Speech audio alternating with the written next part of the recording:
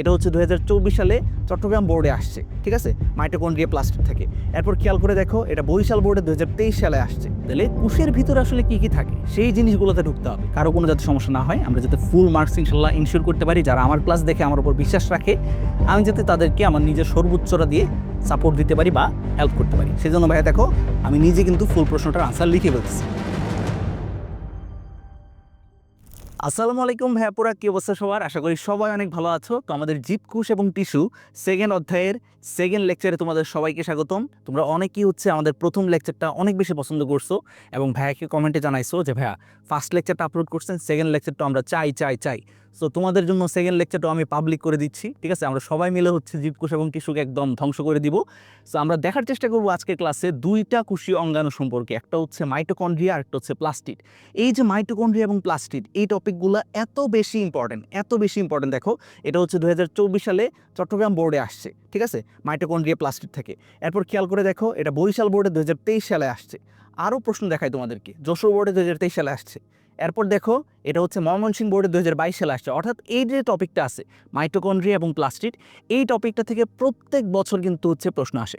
এবং এই টপিকগুলো ভাই আজকের ক্লাসে একদম বেসিক থেকে শুরু করে একদম আগাগোড়া যা আছে সব কিছু কভার করে দিব। এবং এই টপিকগুলো থেকে সৃজনশীলের ক হতে এবং শর্ট কোশ্চেনে কি কি প্রশ্ন আসে সেইগুলো ভাই কভার করে দিব। সো তার আগে তোমাদেরকে একটা ছোট্ট অনুরোধ করতে চাই, এই ভিডিওগুলো আমি চাই যে আরও বেশি মানুষের কাছে পৌঁছাক। তার জন্য অবশ্যই যারা এই ভিডিওটা দেখতেছে এবং ক্লাসটা করে উপকৃত হচ্ছ, ডেফিনেটলি এই ভিডিওতে একটা লাইক দিয়ে দাও, ঠিক আছে? তাহলে যে জিনিসটা হবে যে অনেক মানুষ ইনশাল্লাহ আরও এই ক্লাসগুলো দেখতে পারবে। এই যে খেয়াল করো, আমি কিন্তু গত ক্লাসে তোমাদেরকে এই জিনিসগুলো দেখাইছিলাম 3Dতে, যে একটা গাছের ভিতরে আমরা যদি জুম করতে করতে একদম ভিতরে ঢুকে যাই, জুম করতেই আসি আমরা, একদম ভিতরে ঢুকে গেলে আমরা পাবো এইরকম একটা ইউনিট কিংবা একক, যেই জিনিসটাকে কি বলা হয়? কোষ বলা হয়। সো এটা যেহেতু একটা উদ্ভিদের দেহের ভিতরে পাওয়া যাচ্ছে, এটাকে কি বলা হবে? উদ্ভিদ কোষ বলা হবে। তাহলে আমরা কিন্তু একটা জিনিস জেনে গেলাম যে আম গাছ, জাম গাছ, কাঁঠাল গাছ, যেই গাছই হোক না কেন দুনিয়াতে, তার দেহের ভিতরে এরকম একটা স্ট্রাকচার পাওয়া যাবে, যে স্ট্রাকচারটাকে কি বলা হবে? উদ্ভিদ কোষ। সেমলি আমরা যদি একটা ঘোড়ার দেহের ভিতরে জুম করতে করতে ঢুকে যাই, দেখো সুন্দর একটা ঘোড়া ছিল, তার যে কলিজা, সেই কলিজার ভিতরে আমরা যদি জুম করে ঢুকে যাই, তাহলে আমরা কি পাবো? তার কলিজার ভিতরেও ভিতরে গেলে আমরা কি দেখবো? যে কিছু একই রকম দেখতে ইউনিট পাওয়া যায়, যে ইউনিটগুলোকে কি বলা হয়? কোষ বলা হয়। সো এটা যেহেতু একটা প্রাণী দেহে পাওয়া যাচ্ছে, সুতরাং এই জিনিসটা একটা প্রাণী কোষ। তার মানে আমরা একটা সিদ্ধান্তে এসে গেলাম, সেটা উদ্ভিদ হোক কিংবা প্রাণী হোক, যে কোনো একটা জীব দেহ আলটিমেটলি কি দ্বারা গঠিত? কোষ দ্বারা গঠিত। তাহলে একটা গরু এবং তোমার দেহের মাঝে কিন্তু তেমন একটা পার্থক্য নাই। তোমার বাবা যে তোমাকে গরু বলে চিলাচালি করে বা বকা দেয়, সে কিন্তু আসলে ভুল বলতেছে না, ঠিক আছে? গরুর দেহের ভিতরেও কোষ পাওয়া যায়, তোমার দেহের ভিতরেও কোষ পাওয়া যায়, ঠিক আছে? সো সকল প্রাণী দেহের ভিতরেই কিন্তু কোষ পাওয়া যায়, ঠিক আছে?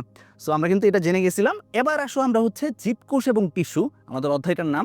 তাহলে কোষের ভিতরে আসলে কি কি থাকে সেই জিনিসগুলোতে ঢুকতে হবে, ঠিক আছে? আমরা বোঝারও চেষ্টা করব, সৃজনশীলও প্র্যাকটিস করব, এমসিকিউ প্র্যাকটিস করব, পরীক্ষার হলে গিয়ে কোপায় লিখে দিয়ে আসবো, ঠিক আছে? বায়োলজিতে প্লাস মিস যাবে, জীবনও না। তোমরা বায়োলজি আড্ডার সাবস্ক্রাইবার, সুতরাং তোমরা কখনোই বায়োলজিতে এ প্লাস মিস করতে পারো না। সো দেখো, এটা একটা উদ্ভিদ কোষ এবং এটা একটা প্রাণী কোষ, যে জিনিসটা একটু আগে আমি 3Dতে তোমাদেরকে দেখাই দিয়েছিলাম। সো প্রত্যেকটা কোষের ভিতরেই এইরকম একটা গোলাকার বস্তু পাওয়া যায়, আচ্ছা, এই যে গোলাকার বস্তুটা পাওয়া যাচ্ছে, তার নামটা কি? তার নামটা নিউক্লিয়াস। তার নামটা নিউক্লিয়াস, ঠিক আছে? তার নামটা আমরা একটু লিখে ফেলি, সুন্দর করে লিখে ফেলো খাতার মাঝে। খাতার মাঝে যেই খাতাতে তুমি নোট করতেছো, সেই খাতাতে এরকম দুইটা চিত্র আঁকো। চিত্র আঁকার পর এরকম একটা রসগোল্লা আঁকো, রসগোল্লাকে টান দিয়ে লিখো কি? নিউক্লিয়াস, ঠিক আছে? আশা করি বুঝে গেছো। এখন কথা এই যে নিউক্লিয়াস, সেই নিউক্লিয়াসের মাঝে কয়েকটা অংশ থাকবে। যেমন এই নিউক্লিয়াস অনেক সাজগোজ করতে পছন্দ করে। সো সাজগোজ করতে পছন্দ করলে তার কি লাগবে? একটা টিপ লাগবে। সো আমরা তাকে টিপ দিয়ে দিলাম, ঠিক আছে? তার টিপটা দিয়ে দিলাম। শুধুমাত্র কি টিপ না, তার ভিতরে দেখা যায় যে কোনো একজন মহিলার চুল আওলা ঝাওলাভাবে ছড়াই ছিটিয়ে আছে। এইরকম দেখো, এইরকম ছড়াই ছিটিয়ে আছে, ঠিক আছে? এইরকম ছড়াই ছিটিয়ে আছে। সো মোটামুটি এই নিউক্লিয়াসের গঠন। নিউক্লিয়াসের গঠনের ভিতরে আমরা দেখব যে একটা টিপ পাওয়া যায় এবং একজন মহিলার চুল এরকম আওলা ঝাওলাভাবে ছড়াই ছিটিয়ে থাকে, ঠিক আছে? সো নিউক্লিয়াস আমরা এঁকে ফেললাম। এখন কথা সাইটোপ্লাজম জিনিসটা কি? ফার্স্টে বোঝার চেষ্টা করি। সাইটোপ্লাজম যদি বুঝতে পারি তাইলে সাইটোপ্লাজমের ভিতরে থাকা অঙ্গাণু বা হচ্ছে মাইটোকন্ড্রিয়া, প্লাস্টিড এগুলো আমরা ধরতে পারবো। ঠিক আছে, আগে তো হচ্ছে বাপের নাম, তারপর গিয়ে নিজের নাম। বইয়ের মাঝে কি আছে না আছে ওটা আমরা পরে দেখবো, আগে আমরা নিজের মতো করে বোঝার চেষ্টা করি। সো প্রত্যেকটা কোষের বাইরে সেটা উদ্ভিদ কোষ হোক কিংবা প্রাণী কোষ হোক, প্রত্যেকটা কোষের বাইরেই একটা ঝিল্লি থাকে, একটা ঝিল্লি বা পর্দা থাকে। ঠিক আছে, একটা ঝিল্লি বা পর্দা থাকে। সো এই যে পর্দাটা, সেই পর্দাটার নাম কি? সেই পর্দাটার নাম হচ্ছে কোষ ঝিল্লি। এটা কোষের বাইরের পর্দা, সুতরাং কোষ ঝিল্লি। ঠিক আছে, তোমার বাইরে পর্দা হইলে বা তোমার ঘরের বাইরে পর্দা হইলে তোমার ঘরের নাম অনুযায়ী হইতো, বাট এটা যেহেতু কোষের বাইরে থাকা পর্দা, সুতরাং এটার নাম হচ্ছে কোষ ঝিল্লি। তো আমরা মনে রাখবো যে এই যে কোষ ঝিল্লি, সেই কোষ ঝিল্লির ভিতরে নিউক্লিয়াসের বাইরে, ঠিক আছে, জাস্ট দুইটা শর্ত। কয়টা শর্ত? দুইটা শর্ত। এক নম্বর কথা হচ্ছে কোষ ঝিল্লির ভিতরে, দুই নম্বর কথা হচ্ছে নিউক্লিয়াসের বাইরে। ঠিক আছে, যত এলাকা আছে এই জায়গাতে, যত এলাকা আছে এই জায়গাতে, ফুল জায়গাতে যত এলাকা আছে, এই ফুল জায়গাতে যত এলাকা আছে, সবটাকে আমরা বলবো হচ্ছে সাইটোপ্লাজম। সবটাকে আমরা বলবো সাইটোপ্লাজম। বোঝা গেছে? তো সাইটোপ্লাজম কোন এলাকাটা বুঝতে পারছো? আশা করি বুঝতে পারছো যে প্রত্যেকটা কোষের ভিতরেই একটা গোলাকার জিনিস থাকে, যেই জিনিসটাকে বলা হয় নিউক্লিয়াস। সেই নিউক্লিয়াসের বাইরে কোষ ঝিল্লির ভিতরে যত এলাকা আছে, সমস্ত এলাকাটাকে আমরা বলি হচ্ছে সাইটোপ্লাজম। ভাই এটার নাম তো রহিম করিম হইতে পারতো, সাইটোপ্লাজম কেন হইল? কারণ তার নামটা আমরা একটু ভাঙার চেষ্টা করি, চলো। ঠিক আছে, একদম নাম ভেঙে টেঙে আমরা উড়াই দিব, সমস্যা নাই। সাইটো কথাটা বায়োলজিতে যেখানে পাবা, সাইটো মানে আসলে কোষকে বোঝায়। সাইটো কথাটা বায়োলজিতে যেখানেই পাবা, সাইটো মানে আসলে কি বোঝায়? কোষকে বোঝায়।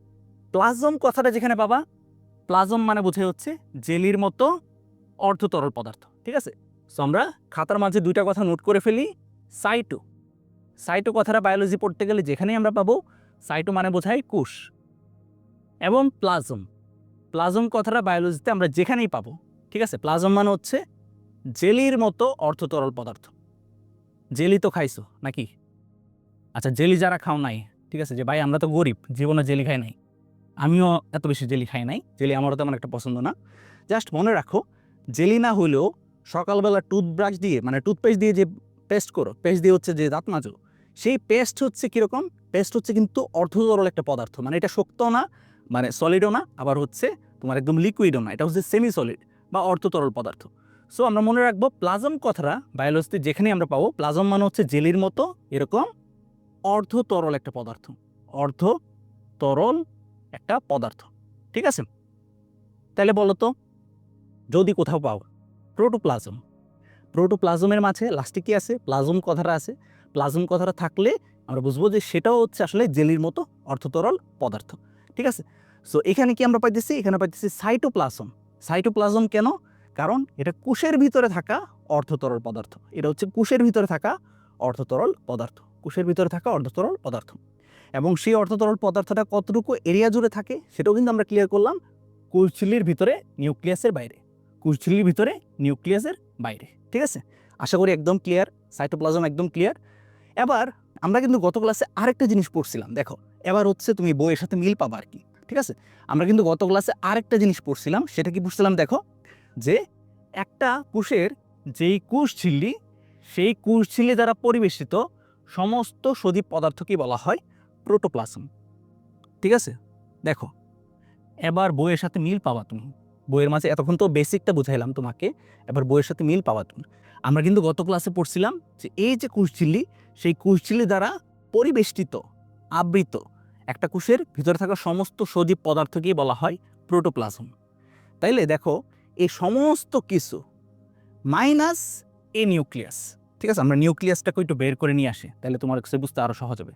এই যে দেখো মাইনাস এই নিউক্লিয়াস, তাইলে তো আমরা কি পাইলাম? তাইলে কিন্তু আমরা এই পুকুরটা পাইলাম বা হচ্ছে এই সাইটোপ্লাজমটা পাইলাম। সো সেই জিনিসটাই কিন্তু বইতে বলা হয়েছে, বাট বইতে এরকম ক্লিয়ারলি বলা হয়নি। ঠিক আছে, বা এরকম সুন্দর করে ভেঙে ভেঙে ব্যাখ্যা নাই, যে কারণে তোমার কাছে একটু বুঝতে কঠিন লাগবে। সো আমরা মনে রাখবো একটা কোষের মাঝে যা কিছু আছে মাইনাস দ্য নিউক্লিয়াস। ঠিক আছে, অথবা একটা কোষের protoplasm minus the nucleus equal to আমরা কি বলতে পারি? সাইটোপ্লাজম বলতে পারি। ঠিক আছে, সো ওই জিনিসটা কিন্তু ভাই এখানে লিখছি যে সাইটোপ্লাজম, এই জিনিসটা আমরা হচ্ছে এরকমভাবেও সাজিয়ে বা ম্যাথমেটিক্যালি হচ্ছে প্রকাশ করতে পারি যে একটা কোষের প্রোটোপ্লাজম মাইনাস হচ্ছে তার নিউক্লিয়াস ইকুয়াল টু আমরা কি বলতে পারি? সাইটোপ্লাজম বলতে পারি, ঠিক আছে।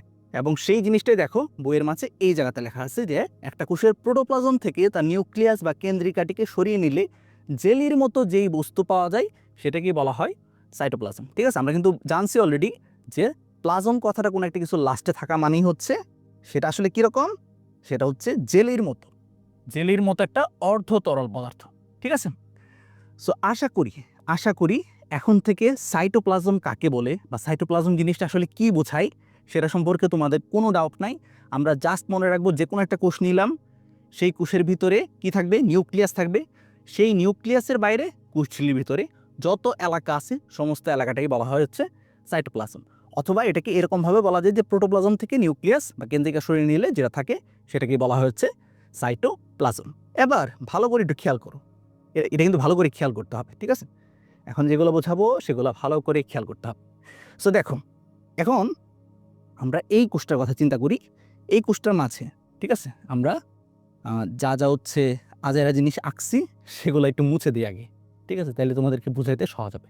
হ্যাঁ, একটু ভালো করে খেয়াল করো, আমরা কি বলছিলে, আমরা কিন্তু ইতিমধ্যেই বলছি যে একটা কোষের কোষঝিল্লির ভিতরে নিউক্লিয়াসের বাইরে এই যে সমস্ত এলাকা, সেই সমস্ত এলাকাকে বলা হয় হচ্ছে সাইটোপ্লাজম। এখন সাইটোপ্লাজম এই জিনিসটার ভিতরে আসলে কি কি থাকে এটা কি, ঠিক আছে, সেটা যদি আমরা দেখতে যাই তাহলে আমরা দেখব যে সাইটোপ্লাজম জিনিসটা হচ্ছে অনেকটা কিসের মতো, একটা পুকুরের মতো। অদ্ভুত একটা কথা, একটা পুকুরের মতো সাইটোপ্লাজম কেমনে হয়? আমরা মনে রাখবো যে একটা পুকুরের মাঝে কিন্তু কি থাকে, দুইটা জিনিস থাকে বেসিক্যালি, পানি থাকে এবং মাছ থাকে, পানি থাকে এবং মাছ থাকে। এরকম করে চিন্তা করলে তোমার জন্য জিনিসটা গুছাইতে সহজ হবে।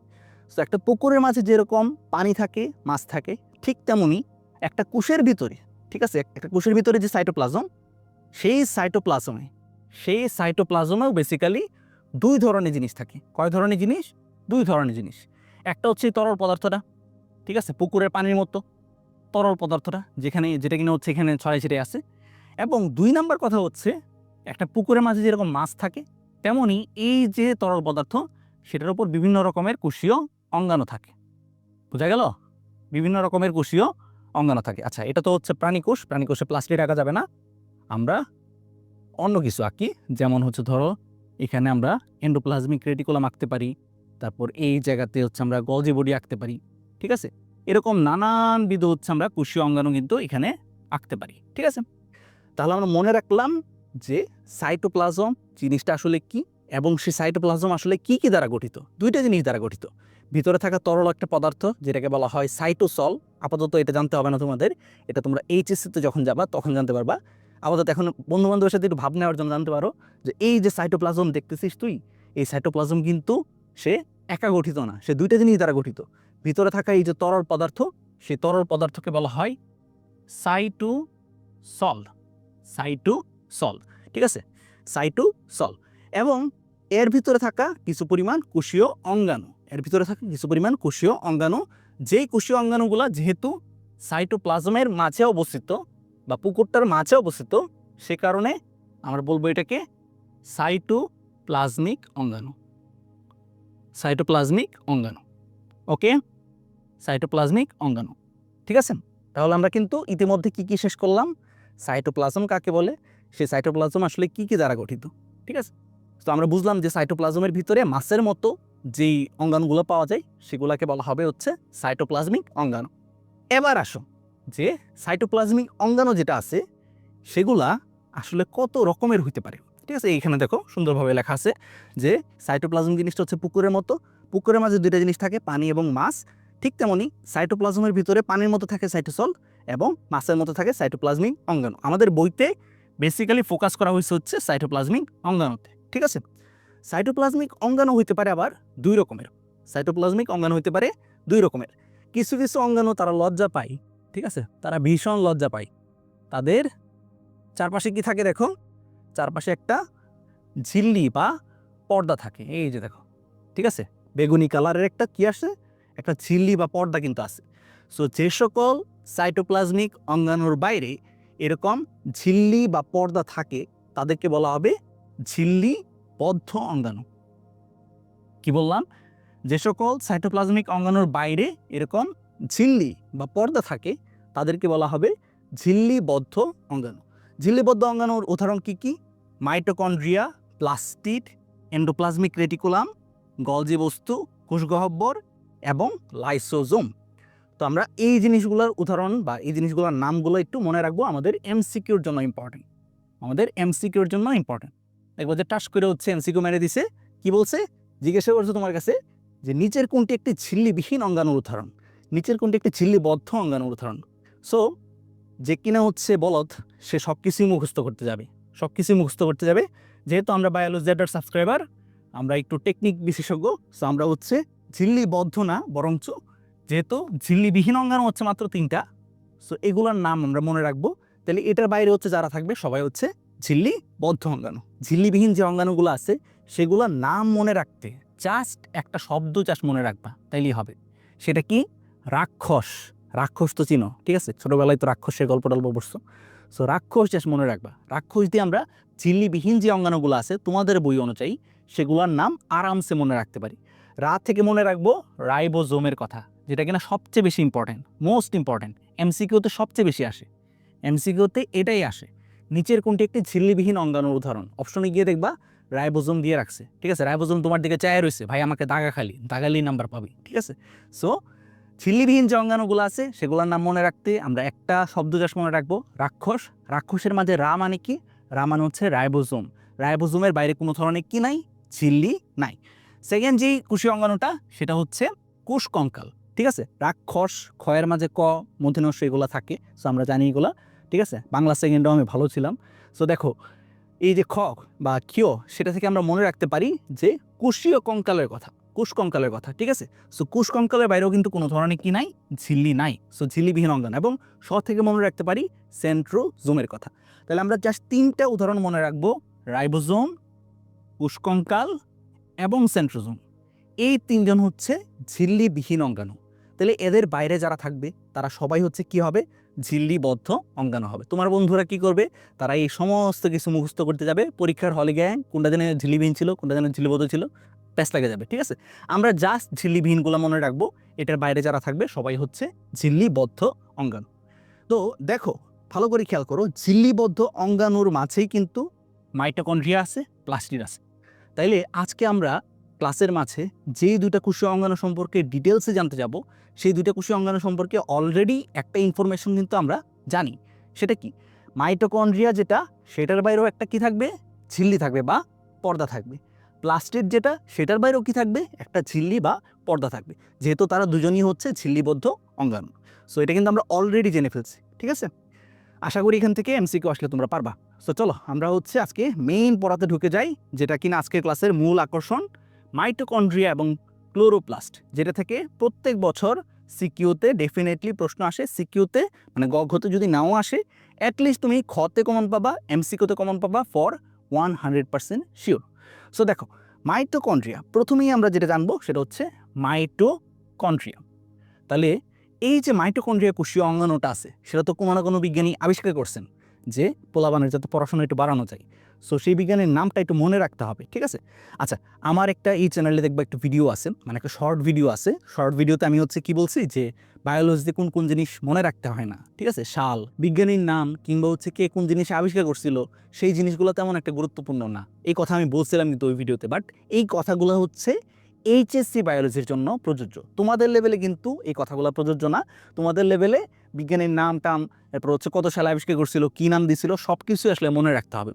এটার কারণটা হচ্ছে এইচএসসি বায়োলজির, আমি যদি বইটা তোমাকে দেখাই, জাস্ট বইটা দেখাই, দেখো এত মোটা বই, ঠিক আছে।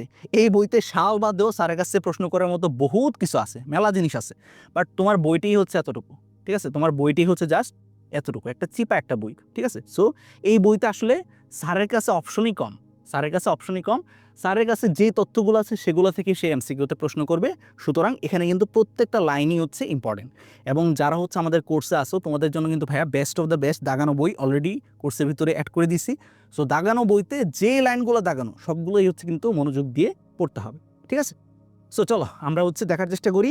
প্রথম যে কথা সেটা হচ্ছে মাইটোকন্ড্রিয়া জিনিসটা একটা কোষের শ্বসনে অংশগ্রহণ করে। হোয়াট ইজ শ্বসন? শ্বসন জিনিসটা কি? শ্বসন জিনিসটা কিন্তু তুমি পড়ছো, দেখো জাস্ট একটু মনে করে দিই, তাহলে কিন্তু হবে।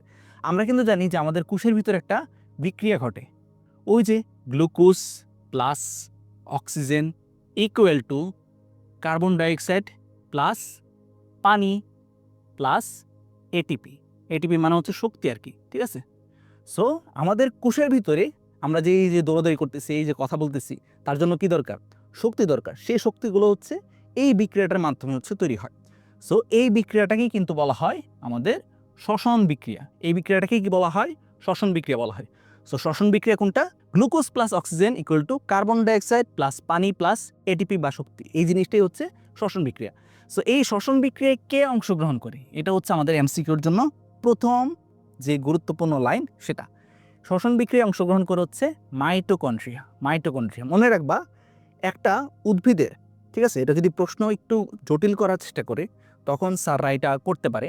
একটা উদ্ভিদ কোষের বা প্রাণী কোষের কোন কোন জায়গায় শ্বসন বিক্রিয়া অনুষ্ঠিত হয় বা সংঘটিত হয়? সো এটার আনসার আমরা কি দিব? একটা কোষের জাস্ট দুইটা এলাকাতে, দুইটা জায়গাতে হচ্ছে এই শ্বসন বিক্রিয়া, অর্থাৎ glucose plus oxygen equal to carbon dioxide plus পানি প্লাস এটিপি। এই যে বিক্রিয়াটা আছে সেই বিক্রিয়াটা জাস্ট একটা কোষের দুইটা অঞ্চলে সংঘটিত হয়। সেই দুইটা অঞ্চল কি কি? একটা হচ্ছে কোষের সাইটোপ্লাজম, একটা হচ্ছে কোষের সাইটোপ্লাজম, ঠিক আছে। সাইটোপ্লাজম কোনটা? ওই যে পুকুরটা, পুকুরটা, ঠিক আছে। সো সাইটোপ্লাজম এবং মাইটোকন্ড্রিয়া। তাহলে আমরা কিন্তু ভালো করে জেনে গেলাম যে একটা কোষের জাস্ট দুইটা এলাকাতে হচ্ছে এই শ্বসন বিক্রিয়াটা অনুষ্ঠিত হবে। সেই এলাকাগুলোর নাম কি? সাইটোপ্লাজম এবং মাইটোকন্ড্রিয়া।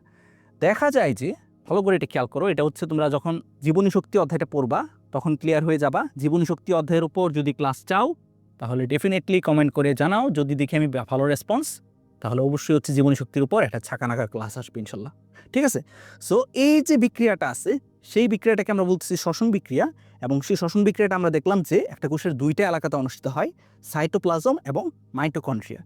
এই বিক্রিয়াটা আমরা তো এখন ঠাস করে লিখে ফেললাম, এক লাইনে লিখে ফেললাম। আসলে এই বিক্রিয়াটা এক লাইনে সংঘটিত হয় না। এই বিক্রিয়াটা 4টা ধাপে সংঘটিত হয়। কয়টা ধাপে? 4টা ধাপে। ধাপ 1, ধাপ 2, ধাপ 3, ধাপ 4। 4টা ধাপে হচ্ছে এই বিক্রিয়াটা আস্তে ধীরে সংঘটিত হয়। সো সেই 4টা ধাপের মাঝে প্রথম যে ধাপটা সেটাকে বলা হয় গ্লাইকোলাইসিস, ঠিক আছে, গ্লাইকোলাইসিস। তাহলে এই শ্বসন বিক্রিয়াটা 4টা ধাপে সংঘটিত হয়। সেই 4টা ধাপের মাঝে প্রথম যে ধাপ, 1 নম্বর যে ধাপ, সেটাকে বলা হয় গ্লাইকোলাইসিস। এবং সেই গ্লাইকোলাইসিস কোথায় অনুষ্ঠিত হয়? কোষের সাইটোপ্লাজমে। এবং পরবর্তী যেই 3টা ধাপ আছে, ঠিক আছে, পরবর্তী যেই বাকি 3টা ধাপ আছে সেই 3টা ধাপ হচ্ছে আমাদের মাইটোকন্ড্রিয়াতে সংঘটিত হয়। সেই 3টা ধাপের নাম কি? এসিটাইল কোয়ে সৃষ্টি। নামগুলো একটু ভিতগুটে, যেই বিজ্ঞানী এই নাম দিয়েছেন ওরে বকা দাও, আমাকে বললে হবে না, ঠিক আছে। এসিটাইল কোয়ে সৃষ্টি। 3 নম্বর কি? ক্রেবস চক্র। ক্রেবস চক্র, ঠিক আছে।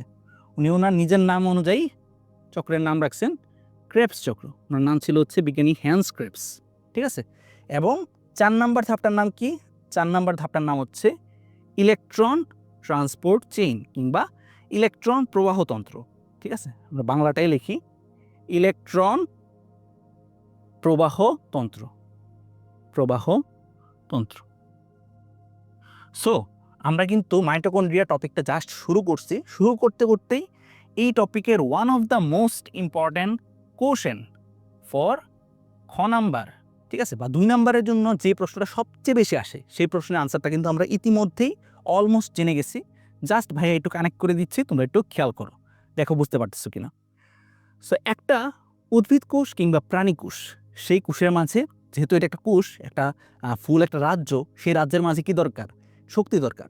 সো সেই শক্তিটা কোন বিক্রিয়ার মাধ্যমে তৈরি হচ্ছে? শ্বসন বিক্রিয়ার মাধ্যমে। শ্বসন বিক্রিয়া কোনটা? Glucose plus oxygen equal to carbon dioxide plus পানি প্লাস এটিপি বা শক্তি। এই বিক্রিয়াটাকে বলা হচ্ছে শ্বসন বিক্রিয়া। এবং এই যে শ্বসন বিক্রিয়াটা হয়, সেই শ্বসন বিক্রিয়াটা একটা উদ্ভিদ কোষের বা প্রাণী কোষের 2টা এরিয়াতে সংঘটিত হয় বা 2টা জায়গাতে সংঘটিত হয়। সেই 2টা এরিয়ার নাম কি? সাইটোপ্লাজম এবং মাইটোকন্ড্রিয়া। সাইটোপ্লাজমে জাস্ট এই বিক্রিয়াটার প্রথম স্টেপটা অনুষ্ঠিত হয় বা প্রথম ধাপটা অনুষ্ঠিত হয়, যে ধাপটার নাম হচ্ছে গ্লাইকোলাইসিস। বাকি যতগুলা ধাপ আছে এই বিক্রিয়াটা সংঘটিত হইতে গেলে, যতগুলা ধাপ আছে বাকি সবগুলা ধাপই অনুষ্ঠিত হয় মাইটোকন্ড্রিয়াতে। সেগুলোর নাম কি কি?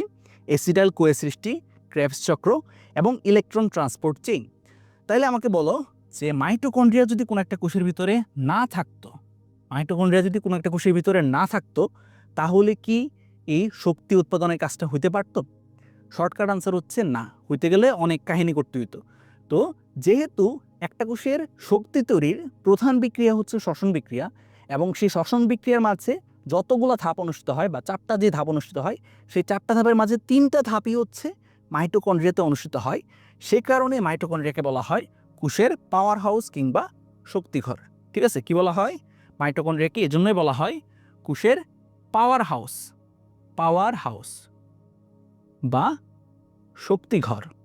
ঠিক আছে, সো এটা কিন্তু তুমি বোর্ড পরীক্ষাতে মানে এসএসসি পরীক্ষাতে গিয়ে দেখবা যে প্রথম প্রশ্নে এটা এসে বসে আছে যে মাইটোকন্ড্রিয়াকে কেন কোষের শক্তিঘর বলা হয়, ব্যাখ্যা করো। ঠিক আছে, খতে বলা আছে, অথবা এসকিউ তো আসতে পারে, শর্ট কোশ্চেনও এটা আসতে পারে যে মাইটোকন্ড্রিয়াকে কেন কোষের শক্তিঘর বলা হয়। তখন এই জিনিসটা কিভাবে গুছিয়ে লিখবা সেটাই তো প্রশ্ন। সো আমি কিন্তু মেইন কাহিনীটা বলে দিলাম অলরেডি, আশা করি বুঝতেও পারছো। বাট বুঝতে পারলেও অনেকে হচ্ছে গুছাই লিখতে পারে না। সো যে কারণে ভাইয়া কিন্তু প্রশ্নটাও লিখছি। ঠিক আছে, এখন দেখো উত্তরটাও কিন্তু সুন্দর করে তোমাদের জন্য লিখে দিচ্ছি। এই পুরো স্লাইড বানাইতে কালকে সারা রাত জাগতে হয়েছে আমাকে। ঠিক আছে, বাট ভাইয়া চিন্তা করছি যে তোমাদের সামনে অনেকেরই হচ্ছে বিভিন্ন পরীক্ষা আছে, সো এই অধ্যায়টা যাতে কারো কোনো প্রশ্ন মানে সমস্যা না হয়, কারো কোনো যাতে সমস্যা না হয়, আমরা যাতে ফুল মার্কস ইনশাল্লাহ ইনশিওর করতে পারি। যারা আমার ক্লাস দেখে আমার উপর বিশ্বাস রাখে, আমি যাতে তাদেরকে আমার নিজের সর্বোচ্চটা দিয়ে সাপোর্ট দিতে পারি বা হেল্প করতে পারি। সেজন্য ভাইয়া দেখো আমি নিজে কিন্তু ফুল প্রশ্নটার আনসার লিখে ফেলতেছি। ঠিক আছে, সো আমরা কি বলবো এরকমটা যদি আসে যে মাইটোকন্ড্রিয়াকে কেন কোষের শক্তিঘর বলা হয় বা পাওয়ার হাউস বলা হয় বা শক্তি উৎপাদন কেন্দ্র বলা হয়, তো সেই ক্ষেত্রে আমাদের আনসারটা হবে, যেহেতু এটা খ নাম্বারের জন্য আসছে, আমরা জানি সচরাচর যারা সৃজনশীল লেখার ভিডিও দেখছো আমার, তারা জানো যে সৃজনশীলের খ যেটা আছে, খয়ের জন্য মার্কস হচ্ছে 2। সুতরাং আমরা চেষ্টা করব 2টা প্যারাতে হচ্ছে আমাদের আনসারটা গুছাই দিতে। ঠিক আছে, সো প্রথম প্যারাতেই আমাদের মূল আনসার থাকবে। প্রথম প্যারাতে আমাদের মূল আনসার থাকবে, যে আনসারটা এরকম হবে যে প্রতিটি জীবকোষের শক্তি তৈরির প্রধান বিক্রিয়াসমূহ মাইটোকন্ড্রিয়াতে সংঘটিত হয় বলে একে বলা হয় কোষের শক্তিঘর কিংবা পাওয়ার হাউস। ঠিক আছে, মেইন আনসারটা কিন্তু আমরা দিয়ে দিচ্ছি। এরপর আরেক মার্কস পাইতে হবে আমাদের, সেই জন্য হচ্ছে আমরা যে কথাগুলো বলছি সেগুলোকে একটু ইলংগেট করতে হবে বা একটু বড় করতে হবে। আমরা কি বলবো যে একটা জীবকোষের শক্তি তৈরির প্রধান বিক্রিয়া হচ্ছে শ্বসন বিক্রিয়া, যেই শ্বসন বিক্রিয়া মূলত 4টা পর্যায়ক্রমিক ধাপে সংঘটিত হয়, যথাক্রমে গ্লাইকোলাইসিস, এসিটাইল কোয়ের সৃষ্টি, ক্রেবস চক্র, ইলেকট্রন প্রবাহতন্ত্র। ঠিক আছে, সো এর ভিতরে দেখা যায় যে প্রথম ধাপটি বাদে বাকি সবগুলো ধাপই হচ্ছে মাইটোকন্ড্রিয়াতে সংঘটিত হয়। মাইটোকন্ড্রিয়াতে সংঘটিত হয়, বিশেষ করে ক্রেবস চক্রে সবচেয়ে বেশি শক্তি তৈরি হয়। আর এর মাধ্যমে হচ্ছে মাইটোকন্ড্রিয়া একটা কোষের মাঝে পাওয়ার হাউস কিংবা শক্তি ঘরের মতো ভূমিকা পালন করে। এইভাবে যদি গুছিয়ে লিখো, কোনো স্যারের বাপের ক্ষমতা নাই তোমার থেকে 1 মার্ক কাটার। ঠিক আছে, বুঝতেই পারতেছো এরকমভাবে আনসার লিখলে তুমি যদি টিচার হইতা তুমি কি হচ্ছে ফুল মার্কস দিতা না? অবশ্যই ফুল মার্কস দিতা।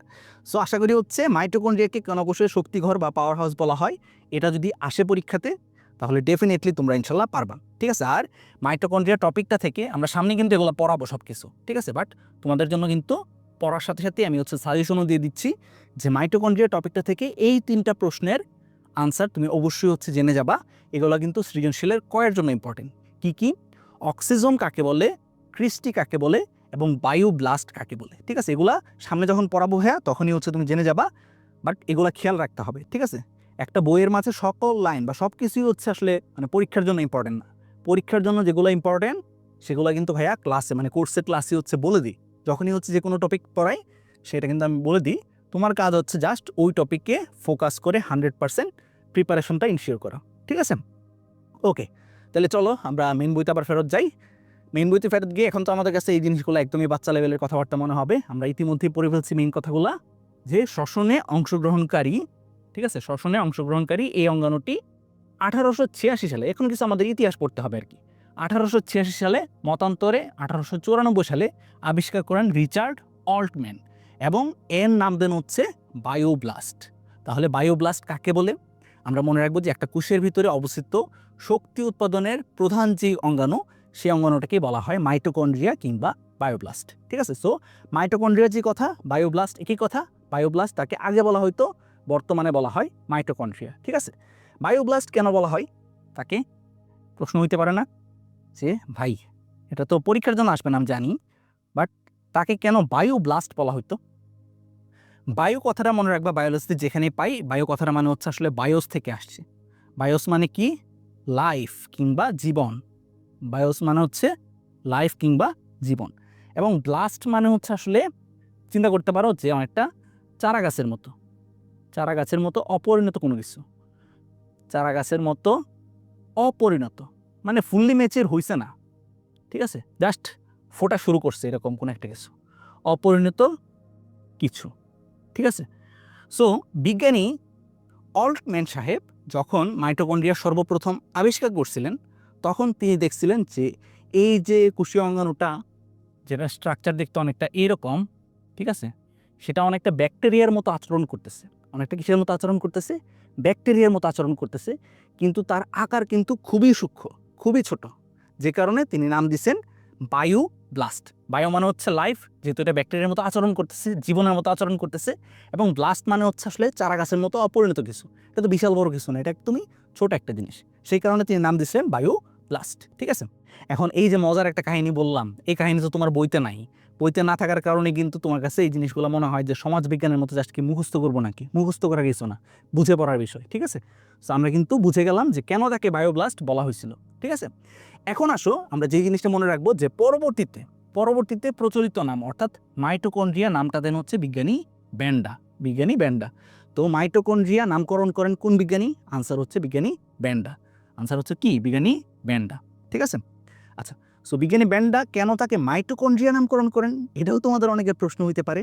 সো দেখো, মাইটোকন্ড্রিয়া আমরা যদি কথাটাকে একটু ভাঙ্গি, মাইটোকন্ড্রিয়া, আজকে তোমাদেরকে মাইটোকন্ড্রিয়া প্লাস্টিডের উপর একদম পিএইচডি করাই দিব, সমস্যা নাই। মাইটোকন্ড্রিয়া আমরা যদি এটাকে ভাঙ্গি তাহলে আমরা কি পাই? মাইটোস কথাটা পাই না, মাইটোস কথাটা কিন্তু পাই, মাইটোস কথাটা পাই, ঠিক আছে।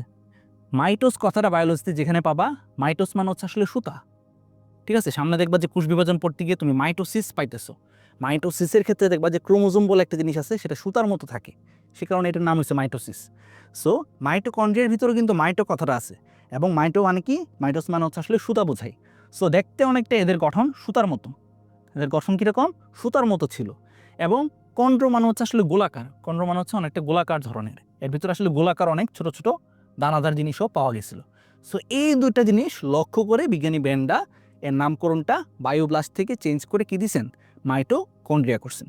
সো এই ইতিহাসগুলো জানতে হবে, ঠিক আছে। বায়োলজি যখন ফিল করবা দেখবা যে হচ্ছে তোমার কাছে অটোমেটিক্যালি, অন্যদের কাছে এটা হচ্ছে মুখস্থ করার বিষয় হবে, তুমি এটা নিয়ে খেলবা জাস্ট, ঠিক আছে। এটা নিয়ে তোমার হচ্ছে এটা তোমার প্লেগ্রাউন্ড হয়ে যাবে, এবং সেই কাজটাই ভাইয়া করার চেষ্টা করতেছি। সো দেখো, মাইটোকন্ড্রিয়ার একটা খুবই গুরুত্বপূর্ণ বৈশিষ্ট্য কি? মাইটোকন্ড্রিয়ার একটা গুরুত্বপূর্ণ বৈশিষ্ট্য এটা হচ্ছে 2 স্তর বিশিষ্ট একটা আবরণী পর্দা দিয়ে ঘেরা, ঠিক আছে। আমরা কিন্তু এই কথাটা অনেক আগেই জানছি যে একটা কোষের সাইটোপ্লাজমের ভিতরে ঝিল্লিবদ্ধ যে অঙ্গাণুগুলো আছে সেগুলোর ভিতরে কি পড়ে? মাইটোকন্ড্রিয়া পড়ে, প্লাস্টিড পড়ে। সুতরাং মাইটোকন্ড্রিয়ার বাইরে কি থাকবে? ঝিল্লি থাকবে। এখানে নতুন যে কথাটা শিখলাম আমরা, সেটা হচ্ছে মাইটোকন্ড্রিয়া এটা হচ্ছে 2 স্তর বিশিষ্ট ঝিল্লি দিয়ে আবৃত থাকে। কয় স্তর বিশিষ্ট? 2 স্তর বিশিষ্ট ঝিল্লি দিয়ে আবৃত থাকে। সো এটা হচ্ছে একটা স্তর, এবং এটা হচ্ছে আরেকটা স্তর, 2 স্তর বিশিষ্ট ঝিল্লি দিয়ে সে আবৃত থাকে, ঠিক আছে। সো এটা কিন্তু আমরা জানলাম। এবং ভিতরের যে স্তরটা, ভালো করে খেয়াল করো, আমি চিত্রটা কেন মুছলাম দ্যাট, আচ্ছা এটা ভালো করে খেয়াল করো, ভিতরের দিকের যে স্তরটা সেটা কিসের মতো ভাঁজ খাওয়া? এটা কিন্তু হচ্ছে আঙ্গুলের মতো ভাঁজ খাওয়া না, আমাদের যে আঙ্গুল সে আঙ্গুলের মতো ভাঁজ খাওয়া না। সো এই যে ভাঁজগুলো আমরা দেখতেছি, সেই ভাঁজগুলোকে বলা হয় হচ্ছে ক্রিস্টি। সে ভাঁজগুলোকে কি বলা হয়? ক্রিস্টি বলা হয়। Which is important for our সৃজনশীলের ক। সৃজনশীলের কতে কিন্তু এটা আসতে পারে যে ক্রিস্টি কাকে বলে। সো সেক্ষেত্রে আনসার কি দিবা? যে মাইটোকন্ড্রিয়ার ভিতরের স্তরটা, মাইটোকন্ড্রিয়ার ভিতরের স্তরটা ভিতরের দিকে ভাঁজ খেয়ে যেই জিনিসগুলো তৈরি করে, বা আঙ্গুলের মতো ভাঁজ খেয়ে যে অংশটা তৈরি করে, সেটাকে বলা হয় হচ্ছে ক্রিস্টি। সো এখানে যে আমরা ভাঁজগুলো দেখতেছি, এই যে ভাঁজ দেখতেছি, সেগুলোকে কি বলা হয়? ক্রিস্টি বলা হয়। ক্রিস্টি কোথায় দেখা যায়? মাইটোকন্ড্রিয়ার অন্তঃস্তরে বা ভিতরের ঝিল্লিতে।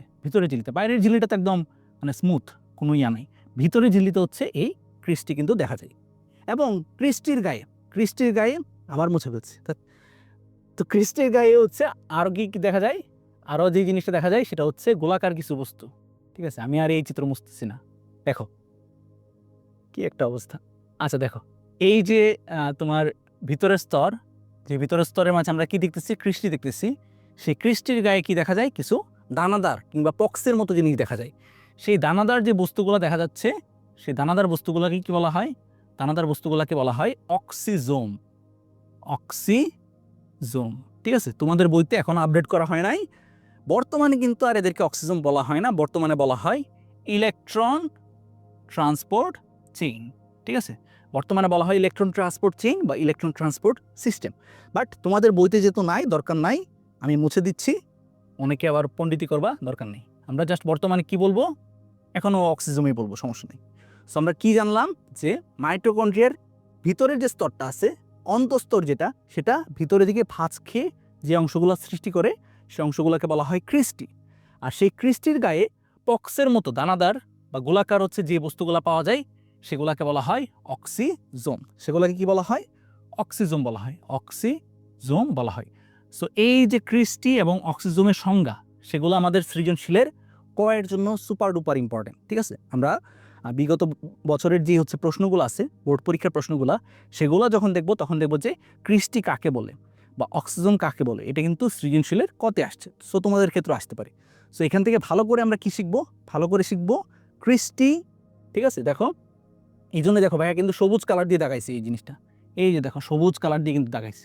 ঠিক আছে, সবুজ কালার দিয়ে দাগানো মানেই হচ্ছে দাগানো বইতে সেটা সৃজনশীলের কয়ের জন্য ইম্পর্টেন্ট। ঠিক আছে, সো ভিতরের স্তরটা ভিতরের দিকে আঙ্গুলের মতো ভাঁজ খেয়ে থাকে, যেটাকে বলা হয় হচ্ছে ক্রিস্টি। এবং ক্রিস্টির গায়ে বৃন্তযুক্ত, বৃন্ত মানে কি, বৃন্ত মানে হচ্ছে এরকম আর কি, এইরকম ছোট ছোট অংশ আর কি। সো বৃন্তযুক্ত গোলাকার যে বস্তু থাকে সেগুলোকে বলা হয় অক্সিজোম। ঠিক আছে, সো অক্সিজোম এবং ক্রিস্টির সংজ্ঞা আমরা ভালো করে জানবো, এবং বায়োব্লাস্ট কাকে বলে, এই তিনটা সংজ্ঞা কিন্তু আমরা জেনে ফেলবো। সৃজনশীলের কতে 100% ইনশাল্লাহ কমন পেয়ে যাবো আমরা। ঠিক আছে, আচ্ছা দেখো এরপর যেটা কথা, যে অক্সিজোমের গায়ে বা অক্সিজোমে উৎসেচক সাজানো থাকে, উৎসেচক সাজানো থাকে। আচ্ছা অক্সিজোম জিনিসটা কি ছিল, আবার একটু দেখাই, আবার চিত্রটা আঁকা লাগবে আমার ফর দ্য 4th টাইম, কোনো সমস্যা নাই। দেখো ঠিক আছে, মাইটোকন্ড্রিয়ার চিত্র আঁকা কোনো ব্যাপার হইল?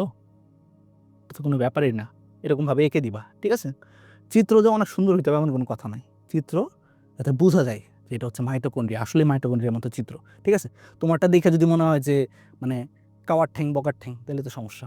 সো দেখো এই যে ভিতরের যে ভাঁজ, সেই ভাঁজটাকে আমরা বলতেছিলাম ক্রিস্টি, ভাঁজটাকে আমরা বলতেছিলাম ক্রিস্টি, ভিতরে যে ভাঁজ সেই ভাঁজটাকে আমরা বলতেছিলাম ক্রিস্টি। এবং সেই ক্রিস্টির গায়ে এখানে গোলাকার যে বস্তু আমরা পাইতেছিলাম, সেই গোলাকার বস্তুগুলোকে বলা হইতেছিল অক্সিজোম, গোলাকার বস্তুগুলোকে বলা হইতেছিল অক্সিজোম। এখন সেই অক্সিজোমের ভিতরে আমরা যদি ঢুকে যাই, সেই অক্সিজোমের ভিতরে ধরো এই জায়গাতে আমরা যদি জুম করে ভিতরে ঢুকে যাই, তখন আমরা দেখব যে এই জায়গাতে কি থাকে, কিছু পরিমাণ এনজাইম থাকে, কিছু পরিমাণ কি থাকে, এনজাইম থাকে।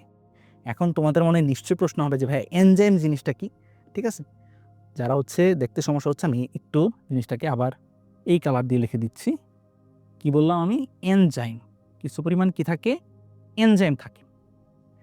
এনজাইম জিনিসটা কি, এনজাইম হচ্ছে অনেকটা ঘটকের মতো, এনজাইম জিনিসটা হচ্ছে অনেকটা ঘটকের মতো কাজ করে। আচ্ছা ঘটক কি করে বলো তো, ঘটক কি করে, ঘটক হচ্ছে একটা বিয়ে সংগঠিত হইতে সাহায্য করে। ঠিক আছে, বর কনেকে মিলাই দেয়, সিম্পল কথা। ঠিক তেমনই একটা রাসায়নিক বিক্রিয়ার কথা চিন্তা করো, এ প্লাস বি, এই দুটো জিনিস বিক্রিয়া করে তৈরি করতেছে সি।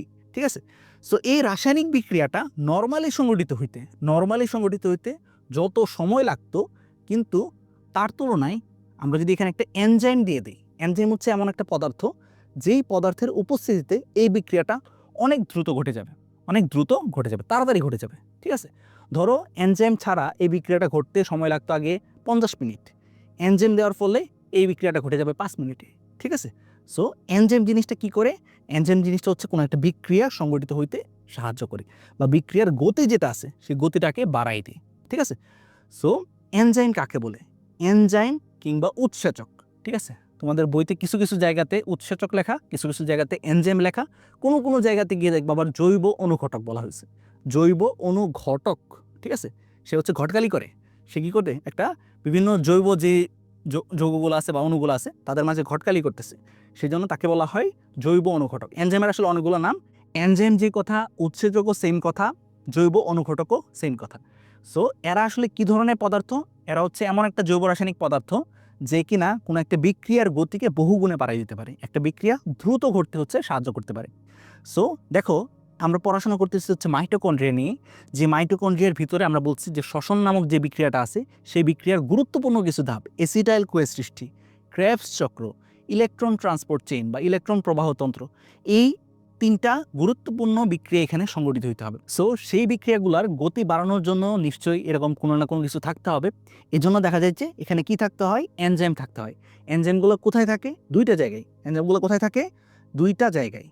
সেই জায়গাগুলোর নাম কি? একটা তো আমরা জানলাম অক্সিজোমের ভিতরে, অক্সিজোমের ভিতরে, প্রত্যেকটা অক্সিজোমের ভিতরে, ঠিক আছে, প্রত্যেকটা অক্সিজোমের ভিতরে হচ্ছে এনজাইম থাকে। এবং আরেকটা যে জায়গা সেটা হচ্ছে মাঝখানের এই ফাঁকা জায়গাটা, মাঝখানের এই ফাঁকা জায়গাটা, সেই ফাঁকা জায়গাটার নাম কি? ফাঁকা জায়গাটার নাম হচ্ছে ম্যাট্রিক্স, ঠিক আছে, ফাঁকা জায়গাটার নাম হচ্ছে ম্যাট্রিক্স। তাহলে মাইটোকন্ড্রিয়ার যে গঠন, সেই গঠনও কিন্তু তুমি অলরেডি শিখে ফেলছো। মাইটোকন্ড্রিয়ার বাইরে একটা দ্বিস্তরী ঝিল্লি থাকে, ভিতরের যে স্তর সেই স্তরটা হচ্ছে একটা আঙ্গুলের ভাঁজের মতো হচ্ছে ভাঁজ খেয়ে থাকে, যে ভাঁজগুলোকে বলা হয় ক্রিস্টি। এবং সে ভাঁজের গায়ে হচ্ছে গোলাকার কিছু বস্তু দেখা যায়, যে বস্তুগুলোকে বলা হয় অক্সিজোম। সেই অক্সিজোমের ভিতরে এনজাইম থাকে এবং এর ভিতরে হচ্ছে কিছু পরিমাণ তরল পদার্থ থাকে, ঠিক আছে, মাইটোকন্ড্রিয়ার ভিতরে হচ্ছে কিছু পরিমাণ তরল পদার্থ থাকে, যেই তরল পদার্থগুলোকে বলা হয় ম্যাট্রিক্স। অলরেডি কিন্তু বহুত কিছু তুমি জেনে ফেলছো, জাস্ট পরীক্ষার খাতাতে এগুলো যদি লিখে দিয়ে আসতে পারো, স্যার খুশি একদম ধুমায় নাম্বার দিবে, ঠিক আছে। এবং এর পাশাপাশি এখানেই জেনে যাও যে মাইটোকন্ড্রিয়ার ভিতরে হচ্ছে নিজস্ব বৃত্তাকার ডিএনএ পাওয়া যায়, নিজস্ব বৃত্তাকার ডিএনএ পাওয়া যায়, মাইটোকন্ড্রিয়ার ভিতরে নিজস্ব বৃত্তাকার ডিএনএ পাওয়া যায় এবং রাইবোসোম পাওয়া যায়, ঠিক আছে। সো মাইটোকন্ড্রিয়া এবং প্লাস্টিড, এটা ভালো করে মনে রাখো, এটা তোমার এইচএস তো কাজে লাগবে, ইভেন মেডিকেলও এখান থেকে প্রশ্ন কিন্তু আসে, ঠিক আছে।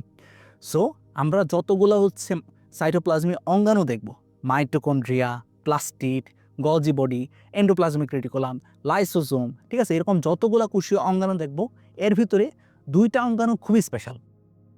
কয়টা অঙ্গাণু? 2টা অঙ্গাণু খুবই স্পেশাল। সেগুলোর নাম কি কি? সেগুলোর নাম হচ্ছে মাইটোকন্ড্রিয়া এবং প্লাস্টিড।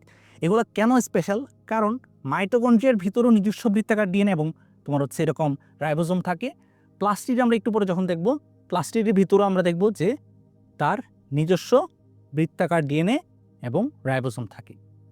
সো নিচের কোন কোষীয় অঙ্গাণুটি? এটা একটা গুরুত্বপূর্ণ এমসিকিউ, ঠিক আছে, এটা খাতার মাঝে এখনই লিখে ফেলো, খাতার মাঝে এখনই নোট করতে হবে এটা, ঠিক আছে, খাতার মাঝে নোট করতে হবে যে নিচের কোন কোষীয় অঙ্গাণুটির নিজস্ব বৃত্তাকার ডিএনএ অথবা নিজস্ব ডিএনএ ও রাইবোজোম থাকে, ঠিক আছে। কোষের তো ডিএনএ, কোষের রাইবোজোম এগুলো তো আছেই, এছাড়াও তার নিজস্ব ডিএনএ এবং রাইবোজোম থাকে। এটা খুবই ইম্পর্ট্যান্ট একটা বেসিক, ঠিক আছে। তুমি যে বায়োলজি আসলেই পারো সেটা কিন্তু এই প্রশ্নটা করলেই হচ্ছে যাচাই করা যাবে। নিচের কোন কোষীয় অঙ্গাণুতে নিজস্ব ডিএনএ এবং রাইবোজোম থাকে? আনসার হচ্ছে 2টা কোষীয় অঙ্গাণু। কয়টা? 2টা। একটা হচ্ছে যেটা পড়তেছি আমরা এখন মাইটোকন্ড্রিয়া, এবং সেকেন্ড যেটা সেটা হচ্ছে প্লাস্টিড। সেকেন্ড যেটা আমরা পড়বো সামনে, প্লাস্টিড।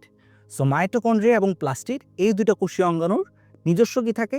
ডিএনএ থাকে, নিজস্ব রাইবোজোম থাকে। সো যেহেতু তাদের নিজস্ব ডিএনএ এবং রাইবোজোম আছে, সে কারণে তারা কিন্তু সবসময় একটা কোষের সবচেয়ে গুরুত্বপূর্ণ অঙ্গাণুগুলোর মাঝে বিবেচিত হয়। এবং সে কারণে কিন্তু স্যারদের, ঠিক আছে, ফেভারিট একটা এলাকা, সিকিউর প্রশ্ন করার জন্য ফেভারিট একটা এলাকা। তুমি এবার এসএসসি হও, এইচএসসি হও, যেখানে পড়াশোনা করো, মানে কোষ সংক্রান্ত কোষ যেখানে আছে, কোষ থেকে সৃজনশীল করার অন্যতম গুরুত্বপূর্ণ হট টপিক হচ্ছে মাইটোকন্ড্রিয়া এবং প্লাস্টিড, ঠিক আছে। এই কারণ তাদের কি থাকে? নিজস্ব ডিএনএ এবং রাইবোজোম থাকে। পাশাপাশি একটা হচ্ছে কোষের ভিতরে শক্তি তৈরি করে, আরেকটা হচ্ছে উদ্ভিদ কোষের ভিতরে খাদ্য তৈরি করে। সো শক্তি, খাদ্য তৈরি হওয়া খুবই ইম্পর্ট্যান্ট বায়োলজিক্যাল ফাংশন, যে কারণে হচ্ছে এদের গুরুত্ব কিন্তু অপরিসীম, ঠিক আছে। এবং জাস্ট এই সিম্পল একটা কারণে, দেখো ভালো করে বুঝো, এটা এখানেই বুঝে যাও, এই সিম্পল একটা কারণে যে কোষের ভিতরে তো ডিএনএ আছেই, কোষের ভিতরে তো নিজস্ব মানে রাইবোজোম আছে, এছাড়াও দেখো, এছাড়াও কোষের ভিতরে ধরো তার যে নিউক্লিয়াস, সেই নিউক্লিয়াসের ভিতরে ডিএনএ আছে, ঠিক আছে, বা তার যে সাইটোপ্লাজম, সেই সাইটোপ্লাজমের মাঝে কোষের রাইবোজোম আছে, এটা তো আছে। এছাড়াও এই যে 2টি কোষীয় অঙ্গাণু, একটা হচ্ছে আমাদের প্লাস্টিড, এটা যদি একটা উদ্ভিদ কোষ হয়, একটা প্লাস্টিড, এবং আরেকটা হচ্ছে এই যে আমাদের মাইটোকন্ড্রিয়া, ঠিক আছে। এদের কিন্তু নিজস্ব বৃত্তাকার ডিএনএ আছে, নিজস্ব বৃত্তাকার ডিএনএ আছে, নিজস্ব রাইবোজোম আছে, নিজস্ব রাইবোজোম আছে। ঠিক আছে? সো এই জন্য বিজ্ঞানীরা ধারণা করেন যে এই যে প্লাস্টিড, সেই প্লাস্টিড আগে একটা ব্যাকটেরিয়া ছিল। ঠিক আছে? এই প্লাস্টিড হচ্ছে আগে কী ছিল?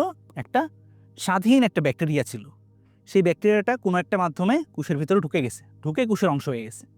এই যে মাইটোকন্ড্রিয়া, সেই মাইটোকন্ড্রিয়াও আগে স্বাধীন একটা ব্যাকটেরিয়া ছিল। সেই ব্যাকটেরিয়াটা কোনো একটা মাধ্যমে কোষের ভিতরে ঢুকে কোষের অংশ হয়ে গেছে। ঠিক আছে? সো এগুলো সম্পর্কে তোমরা এইচএসসিতে উঠে আরও ডিটেলসে জানতে পারবা। আপাতত জাস্ট ভাইয়া যতটুকু বলছি সেটা মাথায় রাখো যে ক্লোরোপ্লাস্ট এবং মাইটোকন্ড্রিয়া তাদের যেহেতু নিজস্ব বৃত্তাকার ডিএনএ এবং রাইবোজোম থাকে, সেই কারণে কিন্তু তাদেরকে চিন্তা করা হয় যে তারা আগে কী ছিল? আগে হচ্ছে ব্যাকটেরিয়া ছিল। এই ব্যাকটেরিয়াগুলো কোষের ভিতরে প্রবেশ করে কোষের অংশ হয়ে গেছে, অবিচ্ছেদ্য একটা অংশ হয়ে গেছে। ঠিক আছে? তো বোঝা গেল? আশা করি হচ্ছে এই জিনিসগুলো মাথায় রাখতে হবে। এই জিনিসগুলো মাথায় রাখলে তোমার ডেফিনেটলি ইনশাল্লাহ এমসিকিউতে ভালো একটা রেজাল্ট তুমি করতে পারবা। ঠিক আছে? এমসিকিউতে কিন্তু এগুলাই যাচাই করা হয় যে তোমার বেসিকটা স্ট্রং কিনা। বেসিক যদি স্ট্রং না হয়, ঠিক আছে, মুখস্থ তো যে কেউই করতে পারে। ঠিক আছে? তোমার মাঝে স্পেশালিটি কি? আচ্ছা দেখো, ভালো করে খেয়াল করো। আমরা এই সকল জিনিস পড়ছি যে মাইটোকন্ড্রিয়াকে কেন কোষের পাওয়ার হাউস বলা হয়, সুন্দরভাবে হচ্ছে ভাই কিন্তু লিখেও তোমাকে দিছি। এবার আমাদের কিছু ব্যতিক্রম জানতে হবে। ঠিক আছে? প্রাককেন্দ্রিক কোষে দেখো, এটা খুবই ইম্পর্ট্যান্ট একটা প্রশ্ন, মানে এটা পরীক্ষাতে জীবনও আসবে না, বাট তোমাদেরকে একটু চিন্তা করাই দিচ্ছি ভাইয়া যে প্রাককেন্দ্রিক কোষ মানে কি? প্রাককেন্দ্রিক কোষ মানে হচ্ছে ব্যাকটেরিয়ার কোষ। প্রাককেন্দ্রিক কোষ মানে হচ্ছে ব্যাকটেরিয়ার যে কোষ।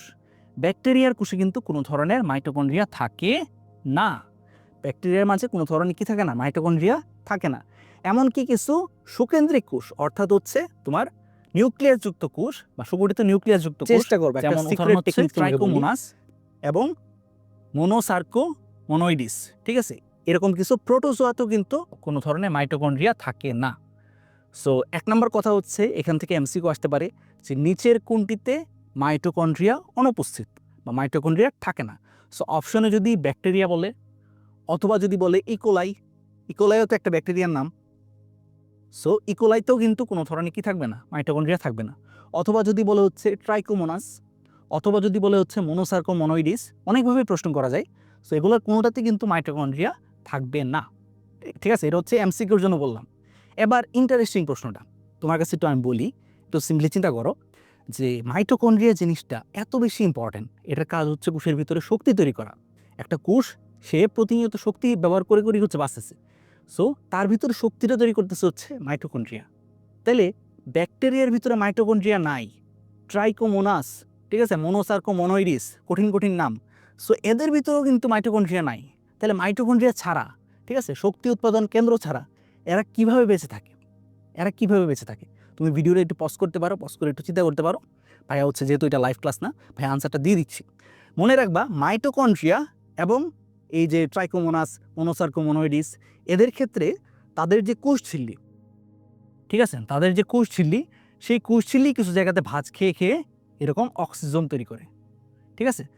তাদের যে কোষঝিল্লি, সেই কোষঝিল্লিটাই ভাঁজ খেয়ে খেয়ে কিছু কিছু জায়গাতে এরকম অক্সিজেনের মতো স্ট্রাকচার তৈরি করে। সো তাদের এই কোষঝিল্লিটাই অনেকটা মাইটোকন্ড্রিয়ার মতো ভূমিকা পালন করে, এবং তার মাধ্যমেই হচ্ছে এই ব্যাকটেরিয়া এবং বাকি যে মানে ইয়াগুলো বলা আছে, উদাহরণগুলো বলা আছে, তারা হচ্ছে কী তৈরি করে? শক্তি তৈরি করে, যদিও তাদের মাইটোকন্ড্রিয়া নাই। বোঝা গেল? খুবই ইন্টারেস্টিং একটা জিনিস না? এগুলো কিন্তু মানে মিল করা নাই, একটার সাথে আরেকটার মিল করা নাই। মিল না করার কারণে কিন্তু বায়োলজি স্টুডেন্টদের কাছে কঠিন লাগে।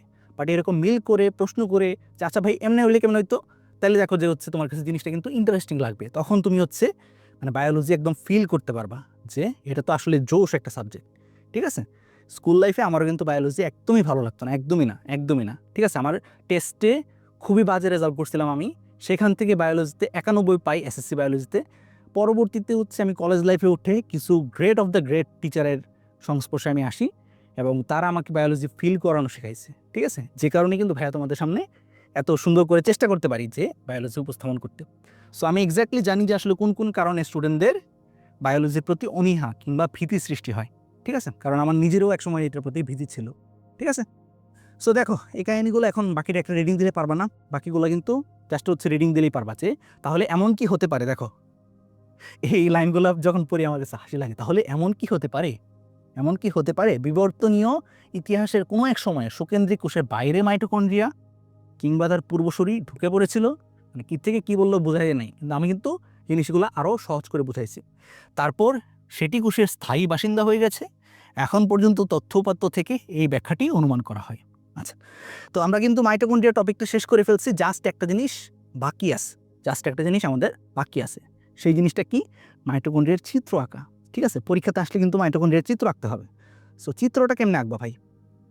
চিত্র ছাড়া বাকি সব কিছু মাইটোকন্ড্রিয়ার কমপ্লিট, আমাদের 100% ইনশাল্লাহ কমপ্লিট। আমরা ভালো মতো জেনে গেছি একে কেন কোষের শক্তি ঘর বলা হয়, এর ভিতরে কি কি অংশ থাকে, ঠিক আছে, অক্সিজম, ক্রিস্টি, এগুলা কোনটার আসলে কি বোঝায়, সে সমস্ত কিছু আমরা জেনে গেছি। ঠিক আছে, আচ্ছা, এই হচ্ছে মাইটোকন্ড্রিয়ার চিত্র। এটা হচ্ছে মাইটোকন্ড্রিয়ার চিত্র। এই স্লাইডটা তো তুমি হচ্ছে এই ভিডিও ডেসক্রিপশনে বা ফার্স্ট কমেন্টে পেয়ে যাবা। সো সেখান থেকে ডাউনলোড করলে এই চিত্রটা কিন্তু তুমি দেখতে পারবা।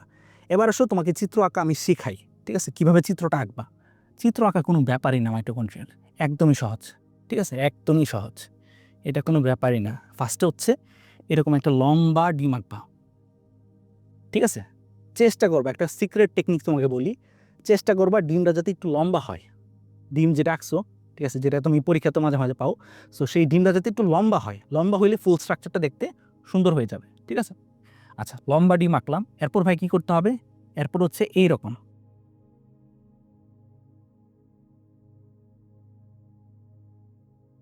ঠিক আছে, এইরকম অংশ এঁকে দিবা, তাহলে কিন্তু মোটামুটি হয়ে যাবে। আমি এই জিনিসটাকে আর একটু এই পাশে প্লেস করি। হ্যাঁ, পারফেক্ট হয়ে গেছে, কিন্তু মাইটোকন্ড্রিয়া আঁকা মোটামুটি হয়ে গেছে। ঠিক আছে, এরকম না একদম পারফেক্ট হইতেই হবে, বা বইয়ের মাঝে যেরকম এই জায়গাতে দেখবা 3টা শিং বাই করছে, ওই শিঙ্গি বাইর করতে হবে এমন কোনো কথা নেই। মাইটোকন্ড্রিয়া তুমি যেটা আঁকছো মোর দেন এনাফ, এরকমভাবে আঁকলেও হবে। এবং তার ভিতরে দেখো আমাদের কী দিতে হবে? অক্সিজম আঁকতে হবে। ঠিক আছে, অক্সিজম আঁকতে হবে। সো অক্সিজমগুলো আমরা দ্রুত এঁকে ফেলি। অক্সিজনগুলো আঁকার পাশাপাশি হচ্ছে এখানে আমাদের লেবেলিংও করতে হবে। চিত্র আঁকার কিন্তু গুরুত্বপূর্ণ কয়েকটা স্টেপ আছে। সেই স্টেপগুলো নিয়ে তোমরা যদি আমার কাছে ভিডিও চাও, কমেন্টে লিখতে পারো, ভাইয়া চিত্রের উপর ভিডিও চাই। ঠিক আছে, সব কিছুর উপরই হচ্ছে ভাইয়া ভিডিও বানাবো ইনশাল্লাহ, সমস্যা নাই, কিন্তু তোমাদের সাপোর্টটা থাকতে হবে। সাপোর্টটা থাকলে ডেফিনেটলি একটা টিচারের কাছে ডেফিনেটলি তোমার হচ্ছে, যদি রেগুলার মানে অনেক অনেক স্টুডেন্ট ক্লাস করে, তার মোটিভেশনটাই থাকে অন্যরকম, যে এই স্টুডেন্টগুলো আমার জন্য ওয়েট করে আছে। সো আমাকে বেস্ট অফ দ্য বেস্ট কন্টেন্টটাই বানাইতে হবে। সো দেখো, এটাই হচ্ছে মাইটোকন্ড্রিয়ার মোটামুটি চিত্র বলা যায়। এর ভিতরে আমাদের কী দিতে হবে? ম্যাট্রিক্স দিতে হবে। ম্যাট্রিক্স দিতে হবে, ঠিক আছে, ম্যাট্রিক্স দিতে হবে। ম্যাট্রিক্স দিয়ে দিব আমরা। এবং এর পাশাপাশি হচ্ছে এখানে বৃত্তাকার ডিএনএ আঁকতে হবে। বৃত্তাকার ডিএনএ আঁকতে হবে। এখানে হচ্ছে রাইবোজোম দিয়ে দিবা, দ্যাটস ইট, মোটামুটি শেষ। ঠিক আছে, কাহিনী কিন্তু খতম। এটা হচ্ছে কি? মাইটোকন্ড্রিয়ার বহিঃঝিল্লি। বহিঃঝিল্লিও বলতে পারো বা বহিঃস্তরও বলতে পারো, কোনো সমস্যা নাই। আর এটা হচ্ছে কি লাল কালার যেটা, সেটা হচ্ছে অন্তঃঝিল্লি। অন্ত মানে কি? ভিতরের দিকে, অন্তঃঝিল্লি। ঠিক আছে, এরপর এর ভিতরে যে তরল পদার্থটা, সেটার নাম কি? সেটার নাম হচ্ছে ম্যাট্রিক্স। সেটার নাম হচ্ছে ম্যাট্রিক্স। ঠিক আছে, এরপর এইখানে যেটা আমরা আঁকলাম সেটার নাম হচ্ছে রাইবোজোম। স্যারে যখন হচ্ছে তোমার খাতা দেখবে, মাইটোকন্ড্রিয়ার চিত্র যদি আসে পরীক্ষাতে, স্যার দুইটা জিনিস খেয়াল করবে, যে তুমি এর ভিতরে রাইবোজোম আঁকছো কিনা এবং এর ভিতরে তুমি ডিএনএ যেটা আছে সেটা দেখাইছো কিনা। এটা স্যার অবশ্যই হচ্ছে খেয়াল করবেন। কারণ কি? কারণ আমি বললামই যে বাকি যে কোষীয় অঙ্গাণুগুলো আমরা সামনে পড়বো, গলজি বডি, এন্ডোপ্লাজমিক রেটিকুলাম, সেগুলা থেকে মাইটোকন্ড্রিয়া এবং প্লাস্টিড দুইটা জায়গাতে ভিন্ন। একটা হচ্ছে কি, এর নিজস্ব বৃত্তাকার ডিএনএ থাকে এবং এর নিজস্ব রাইবোজোম থাকে। সো এগুলো অবশ্যই হচ্ছে দেখাইতে হবে, বুঝা গেল? এবং এখানে আমরা যে ভাঁজ দেখতে পারতেছি, সেই ভাঁজটাকে কি বলা হয়? ভাঁজটাকে বলা হয় ক্রিস্টি। ভাঁজটাকে বলা হয় ক্রিস্টি। এবং এখানের যে গোল গোল পদার্থগুলো আমরা দেখতেছি, সেগুলোকে বলা হয় অক্সিজম। এগুলো সব আমরা পড়ছি না? পড়ার পর তারপর কিন্তু ভাইয়া চিত্র দেখাইছি, ফলে তুমি কিন্তু ইজিলি রিলেট করতে পারতেছো। ঠিক আছে, গেল। এবং তুমি এটা যে হচ্ছে মাইটোকন্ড্রিয়ার চিত্র আঁকছো, সেটা স্যারকে বলে দিতে হবে যে স্যার এটা আমি মাইটোকন্ড্রিয়ার চিত্রই আঁকছি। সো ফিগার বা চিত্র লিখে তুমি কি বলবা? মাইটোকন্ড্রিয়ার চিত্র। মাইটোকন্ড্রিয়ার চিত্র। ঠিক আছে, দ্যাটস ইট, কমপ্লিট। ঠিক আছে, মাইটোকন্ড্রিয়ার topic fully done and dusted. আমরা বেস্ট অফ দ্য বেস্টভাবে মাইটোকন্ড্রিয়া জানার চেষ্টা করলাম। তাহলে চলো আমাদের ক্লাসের পরবর্তী যে কোষীয় অঙ্গাণুটা আছে সেটা সম্পর্কে আমরা জানা শুরু করি। সেটা কি? সেটা হচ্ছে প্লাস্টিড। আচ্ছা, প্লাস্টিডের আগে মাইটোকন্ড্রিয়াতে আমরা যদি হচ্ছে গঠন বর্ণনা আসে, তখন তো ফার্স্টে হচ্ছে বলবা যে উপরোক্ত এক্স অঙ্গাণুটি দ্বারা মূলত মাইটোকন্ড্রিয়াকে বোঝানো হয়েছে। তারপর মাইটোকন্ড্রিয়া সম্পর্কে কয়েকটা কথা লিখলা, যেটাকে বলা হয় কোষের শক্তিঘর। এর ভিতরে কোষের শক্তি তৈরির যে প্রধান প্রধান বিক্রিয়াগুলো আছে সেগুলো সংগঠিত হয় বলার পর বললাম যে হচ্ছে নিচে মাইটোকন্ড্রিয়ার চিত্র অঙ্কন করা হলো, চিত্রটা আঁকলা, আঁকার পর তারপর গিয়ে হচ্ছে টেবিলিং করার পর এরপর গিয়ে হচ্ছে এর গঠন বর্ণনাতে এই কয়েকটা পয়েন্ট লিখলেও হবে। যেমন প্রথমে বলবা যে এর ক্ষেত্রে দ্বিস্তরী আবরণ থাকে, যে আবরণের বাইরের স্তরকে বলা হয় বহিস্তর এবং ভিতরের স্তরকে বলা হয় অন্তঃস্তর। অন্তঃস্তরটা একটা নির্দিষ্ট প্যাটার্নে বা আঙ্গুলের থোকার মতো বা আঙ্গুলের মতো হচ্ছে ভাঁজ খেয়ে থাকে, সেই জিনিসটাকে বলা হয় হচ্ছে তোমার ক্রিস্টি। এই যে ভাঁজ, সেই ভাঁজটাকে বলা হয় ক্রিস্টি। এবং এর পাশাপাশি ক্রিস্টির গায়ে কিছু পরিমাণ দানাদার বা গোলাকৃতির পদার্থ লাগানো থাকে, যেগুলোকে বলা হয় অক্সিজোম। মাইটোকন্ড্রিয়ার ভিতরে যেই অর্ধতরল পদার্থটা পাওয়া যায় তাকে বলা হয় ম্যাট্রিক্স। সেই ম্যাট্রিক্সের ভিতরে মাইটোকন্ড্রিয়ার নিজস্ব বৃত্তাকার ডিএনএ এবং নিজস্ব রাইবোসোম উপস্থিত থাকে। সুন্দর করে হচ্ছে ব্যাখ্যা হয়ে গেল, দ্যাটস ইট। স্যার একদম ফুল মার্কস দিতে কিন্তু বাধ্য থাকবে ইনশাল্লাহ, ঠিক আছে? সো মাইটোকন্ড্রিয়া শেষ। এরপর আমরা যে জিনিসটা স্টার্ট করব সেটা হচ্ছে প্লাস্টিড। প্লাস্টিড সম্পর্কে কয়েকটা জিনিস ভালো করে হচ্ছে মনে রাখতে হবে। যেমন 1 নম্বর যেটা কথা, প্লাস্টিড কিন্তু ঝিল্লিবদ্ধ অঙ্গাণু, এটা অলরেডি আমরা জানছি। এটা বাইরেও কি থাকে, ঝিল্লি বা আবরণ থাকে, ঠিক আছে? সো ঝিল্লিবদ্ধ অঙ্গাণু, এবং শুধুমাত্র ভালো করে মনে রাখো, শুধুমাত্র উদ্ভিদ কোষে প্লাস্টিড পাওয়া যায়। কোথায় প্লাস্টিড পাওয়া যায়? শুধুমাত্র এবং কেবলমাত্র উদ্ভিদ কোষে প্লাস্টিড পাওয়া যায়। সো এটা হচ্ছে উদ্ভিদ কোষের অনন্য বৈশিষ্ট্য। সেম প্রশ্ন, সেম ইনফরমেশন বিভিন্নভাবে স্যার হচ্ছে ঘুরাই ফিরান বেচাই হচ্ছে তোমাকে করতে পারে। সো কোনোভাবে যাতে তোমাকে আটকানো না যায় ইনশাল্লাহ, সেরকমভাবে কিন্তু ভাই বলে দিলাম। সো নিচের কোনটি শুধুমাত্র উদ্ভিদ কোষে পাওয়া যায়? আনসার হচ্ছে প্লাস্টিড। অথবা যদি হচ্ছে কোষপ্রাচীর থাকে সেই কোষপ্রাচীর হবে, অথবা হচ্ছে যদি বৃহৎ কোষ গহ্বর থাকে সেটাও কিন্তু কারেক্ট আনসার হবে। বাট এখানে আমরা যেহেতু প্লাস্টিড পড়তেছি, আমরা প্লাস্টিকের কথা বলি। শুধুমাত্র উদ্ভিদ কোষে পাওয়া যায় হচ্ছে প্লাস্টিড, ঠিক আছে? যেমন এক ধরনের প্লাস্টিকের কথা আমরা অলরেডি জানি, ক্লোরোপ্লাস্ট। ক্লোরোপ্লাস্ট জিনিসটা কোথায় পাওয়া যায়? উদ্ভিদে পাওয়া যায়। মানব দেহ পাওয়া গেলে তো তোমার হাতের রং হইতো সবুজ, ঠিক আছে? তোমার হচ্ছে মাথার রং হইতো তোমার হচ্ছে লাল, ঠিক আছে? সো প্লাস্টিক মানবদেহে কিন্তু পাওয়া যায় না। মানবদেহে যেটা পাওয়া যায় সেটাও অলরেডি জেনে রাখো, যে আমাদের গায়ের কালার কারো যে লাল, লাল লাল তো না, আসলে হচ্ছে লালচে, বা হচ্ছে কারো হচ্ছে কালো, কারো হচ্ছে সাদা, ঠিক আছে? এক একজনের গায়ের কালার যে এক এক রকম, সেটার জন্য দায়ী একটা প্রোটিন আছে আমাদের দেহের মাঝে। এক ধরনের প্রোটিন কাজ করে আমাদের কালারটা নিয়ন্ত্রণের জন্য, সেটার নাম হচ্ছে মেলানিন। মেলানিন প্রোটিনের পরিমাণ যার দেহে যত বেশি সে তত বেশি কালো, ঠিক আছে? আমার দেহে অনেক বেশি, আমি একটু কালো, ঠিক আছে? বুঝা গেল? আচ্ছা, সো উদ্ভিদের বর্ণ নিয়ন্ত্রণকারী অঙ্গাণুর নাম কি? এটার আনসারও কিন্তু প্লাস্টিড, ঠিক আছে? উদ্ভিদের বর্ণ নিয়ন্ত্রণকারী অঙ্গাণুর নাম হচ্ছে কিন্তু প্লাস্টিড, ঠিক আছে?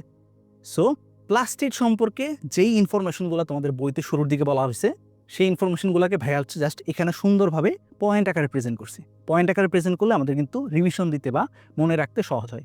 1 নম্বর যেটা কথা, প্লাস্টিড হচ্ছে একটা ঝিল্লিবদ্ধ অঙ্গাণু, অর্থাৎ তার বাইরে কি থাকবে? একটা ঝিল্লি বা পর্দা থাকবে। 2 নম্বর যেটা কথা, শুধুমাত্র উদ্ভিদ কোষে প্লাস্টিড পাওয়া যাবে, প্রাণী কোষে মানে কোনো ধরনের হচ্ছে প্লাস্টিড পাওয়া যাবে না। সো এটা হচ্ছে উদ্ভিদ কোষের অনন্য বৈশিষ্ট্য।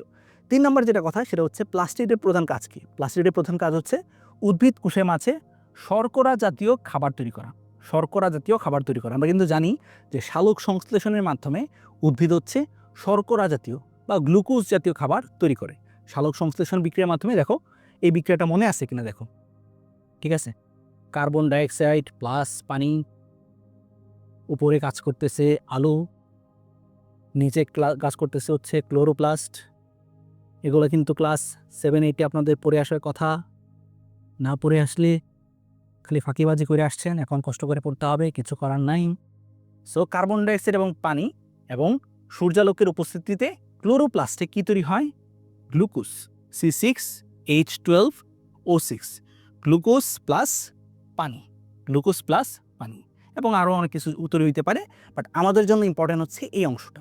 তাহলে দেখো, এই যে গ্লুকোজ তৈরি হয় সালোক সংশ্লেষণ বিক্রিয়ার মাধ্যমে, সালোক সংশ্লেষণ বিক্রিয়ার মাধ্যমে এই যে গ্লুকোজ তৈরি হয়, সেই গ্লুকোজ আসলে কীরকম পদার্থ? গ্লুকোজ আসলে হচ্ছে শর্করা জাতীয় পদার্থ, শর্করা জাতীয় পদার্থ। এবং এই জিনিসটা কোথায় সংগঠিত হচ্ছে? ক্লোরোপ্লাস্ট। তাহলে ক্লোরোপ্লাস্টকে কি বলা যায়? ক্লোরোপ্লাস্টকে বলা যায় একটা উদ্ভিদের খাদ্য তৈরির কারখানা। খাদ্যটা তৈরি হইতেছে, খাদ্য তৈরির কারখানা, অথবা শর্করা জাতীয় খাদ্য তৈরির কারখানা, অথবা তাকে কি বলা যায়? তাকে বলা যায় হচ্ছে কোষের রান্নাঘর, ঠিক আছে? তাকে কি বলা যায়? খাবার দাবার তৈরি হয় কোথায়? আমাদের রান্নাঘরে। সো তাকে বলা যায় হচ্ছে কোষের রান্নাঘর। তাকে বলা যায় কোষের রান্নাঘর। সো এই উপাধিগুলো মনে রাখতে হবে, ঠিক আছে? আমরা কিন্তু বলছি যে একটা কোষের মাঝে যে বিভিন্ন অঙ্গাণুগুলো আমরা দেখি, ঠিক আছে, সম্পূর্ণ কোষটা হচ্ছে অনেকটা একটা রাজ্যের মতো কাজ করে। একটা রাজ্যের মাঝে সিপাহী থাকে, ঠিক আছে, সেনাপতি থাকে, বা হচ্ছে আরও পালোয়ান টালোয়ান থাকে। সো এক একজনের কাজ কিন্তু এক এক রকম, মন্ত্রী থাকে, আরও অনেক মানে হচ্ছে তোমার সদস্য থাকে। সো একটা রাজ্যের মাঝে কিন্তু এক একজনের এক এক রকমের ফাংশন থাকে বা কাজ থাকে। ঠিক তেমনই আমরা একটু আগে দেখলাম যে মাইটোকন্ড্রিয়া বলে যেই কোষীয় অঙ্গাণুটা আছে তার কাজ হচ্ছে কোষের ভিতরে শক্তি তৈরি করা। প্লাস্টিড বলে যেই কোষীয় অঙ্গাণুটা এখন পড়তেছি তার কাজ হচ্ছে কোষের ভিতরে খাবার তৈরি করা। তাকে বলা হয় খাদ্য তৈরি কারখানা বা শর্করা জাতীয় খাদ্য তৈরি কারখানা। অথবা তাকে কি বলা হয়, যেহেতু খাবার নর্মালি আমাদের রান্নাঘরে তৈরি হয়, সেই জন্য তাকে বলা হয় কোষের রান্নাঘর।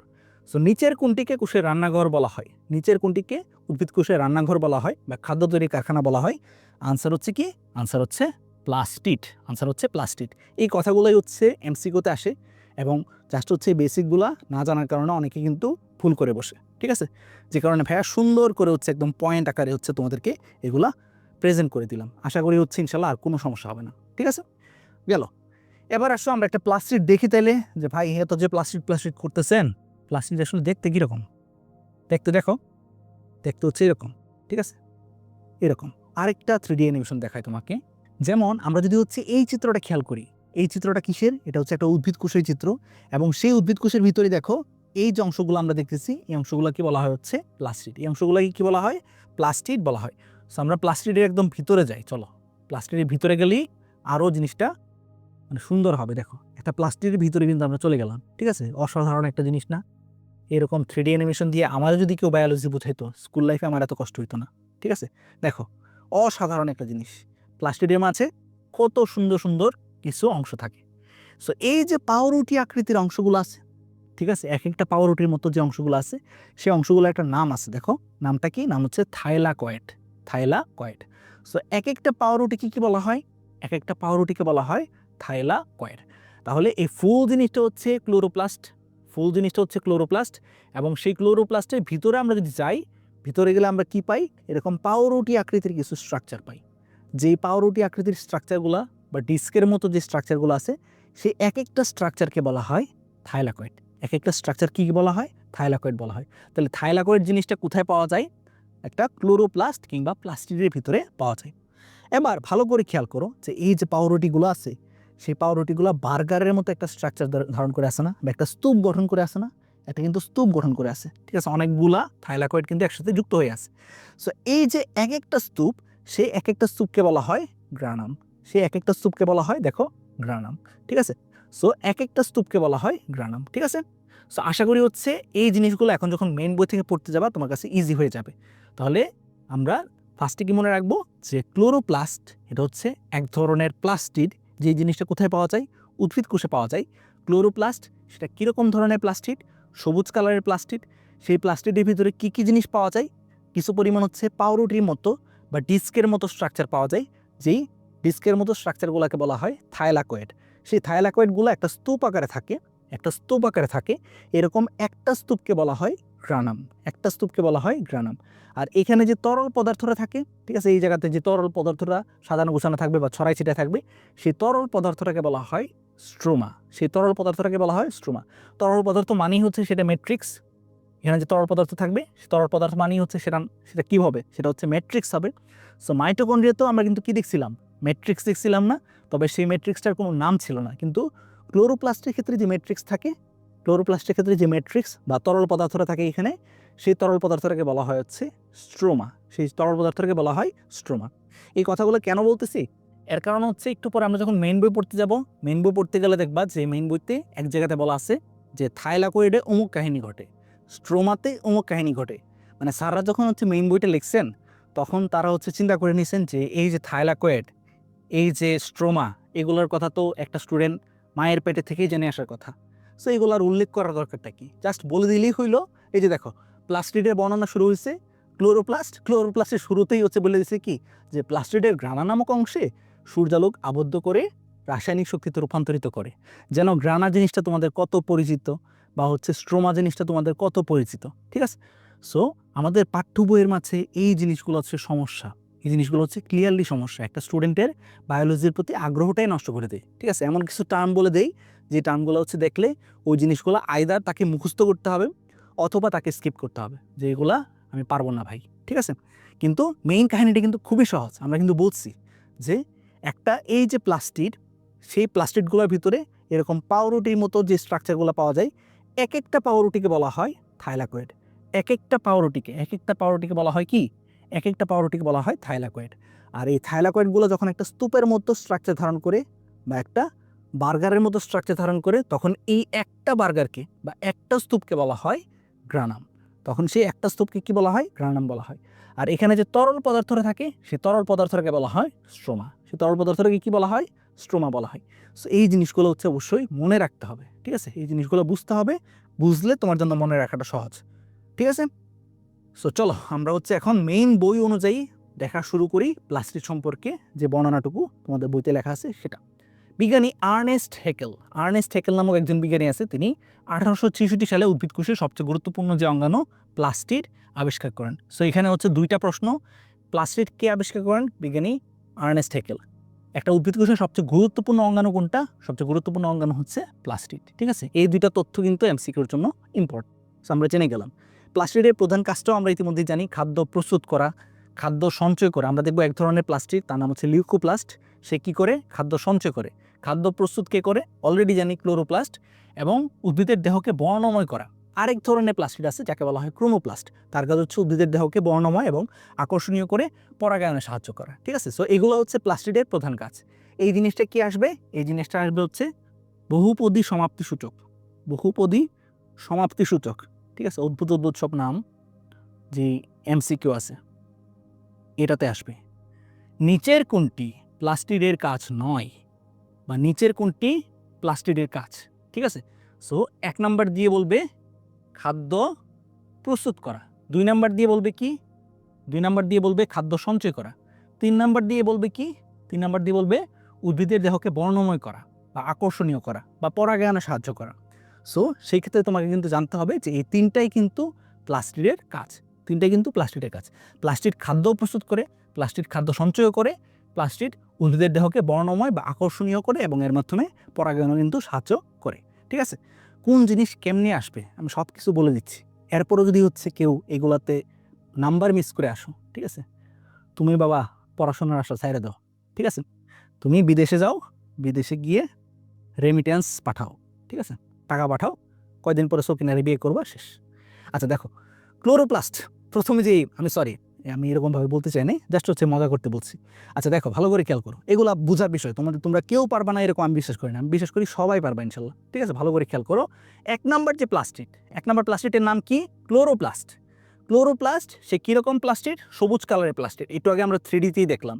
এবং সেই ক্লোরোপ্লাস্ট জিনিসটা কোথায় পাওয়া যায়? উদ্ভিদের পাতা, কচিকাণ্ড এবং অন্যান্য সবুজ অংশে এদেরকে পাওয়া যায়। উদ্ভিদের যেই এলাকা হচ্ছে সবুজ টাইপের, সেই সমস্ত এলাকাতে হচ্ছে কাকে পাওয়া যায়?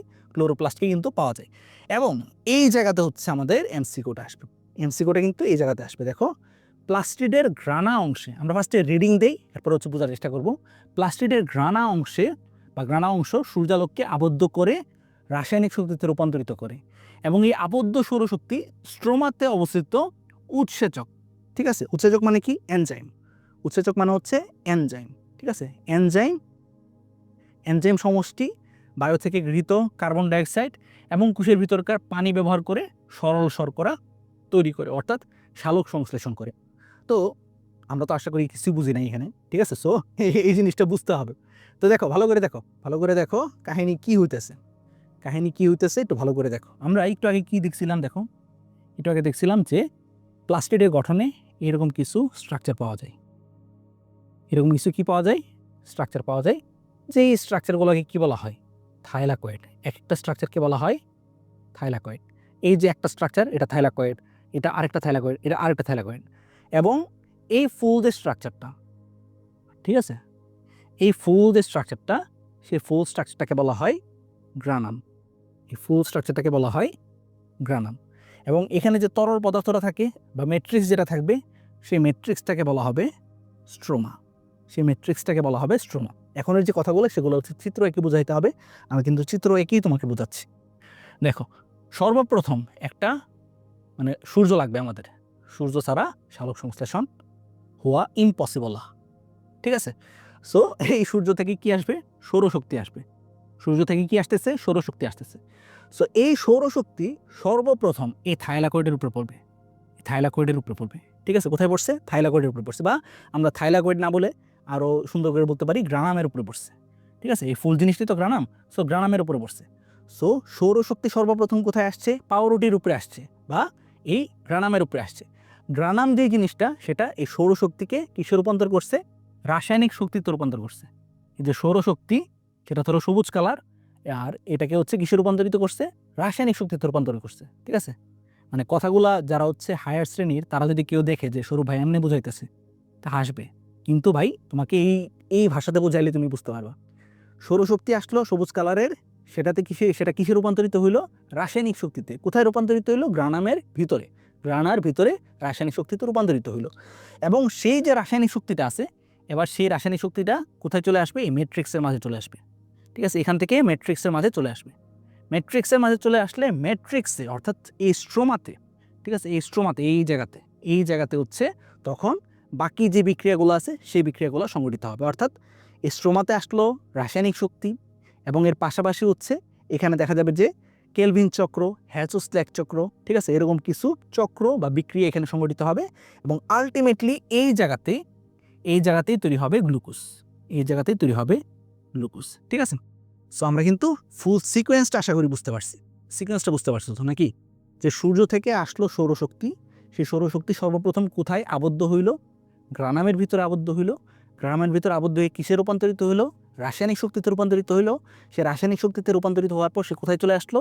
এই ম্যাট্রিক্সটাতে চলে আসলো, বা স্ট্রোমাতে চলে আসলো। স্ট্রোমাতে আসার পর তার সাথে যুক্ত হবে বায়ু থেকে গৃহীত কার্বন ডাইঅক্সাইড, ঠিক আছে। বাতাস থেকে উদ্ভিদ যে কার্বন ডাইঅক্সাইড গ্রহণ করছে, সেই কার্বন ডাইঅক্সাইড তার সাথে যুক্ত হবে। এরপর এখানে আরও কি থাকবে? আরও থাকবে বিভিন্ন রকমের এনজাইম, ঠিক আছে। ধরো এখানে এনজাইম দিয়ে দিলাম আমি। সো টোটালি হচ্ছে এখানে কয়েকটা জিনিস কাজ করবে। 1 নম্বর হচ্ছে রাসায়নিক শক্তি, 2 নম্বর হচ্ছে বায়ু থেকে গৃহীত কার্বন ডাইঅক্সাইড, এবং 3 নম্বর হচ্ছে বিভিন্ন রকমের এনজাইম বা উৎসেচক। এরা মিলে একসাথে বিক্রিয়া টিক্রিয়া করে আলটিমেটলি ফাইনালি কি তৈরি করবে? ফাইনালি তৈরি করবে হচ্ছে গ্লুকোজ বা শর্করা, ঠিক আছে। এই হচ্ছে মেইন কাহিনী।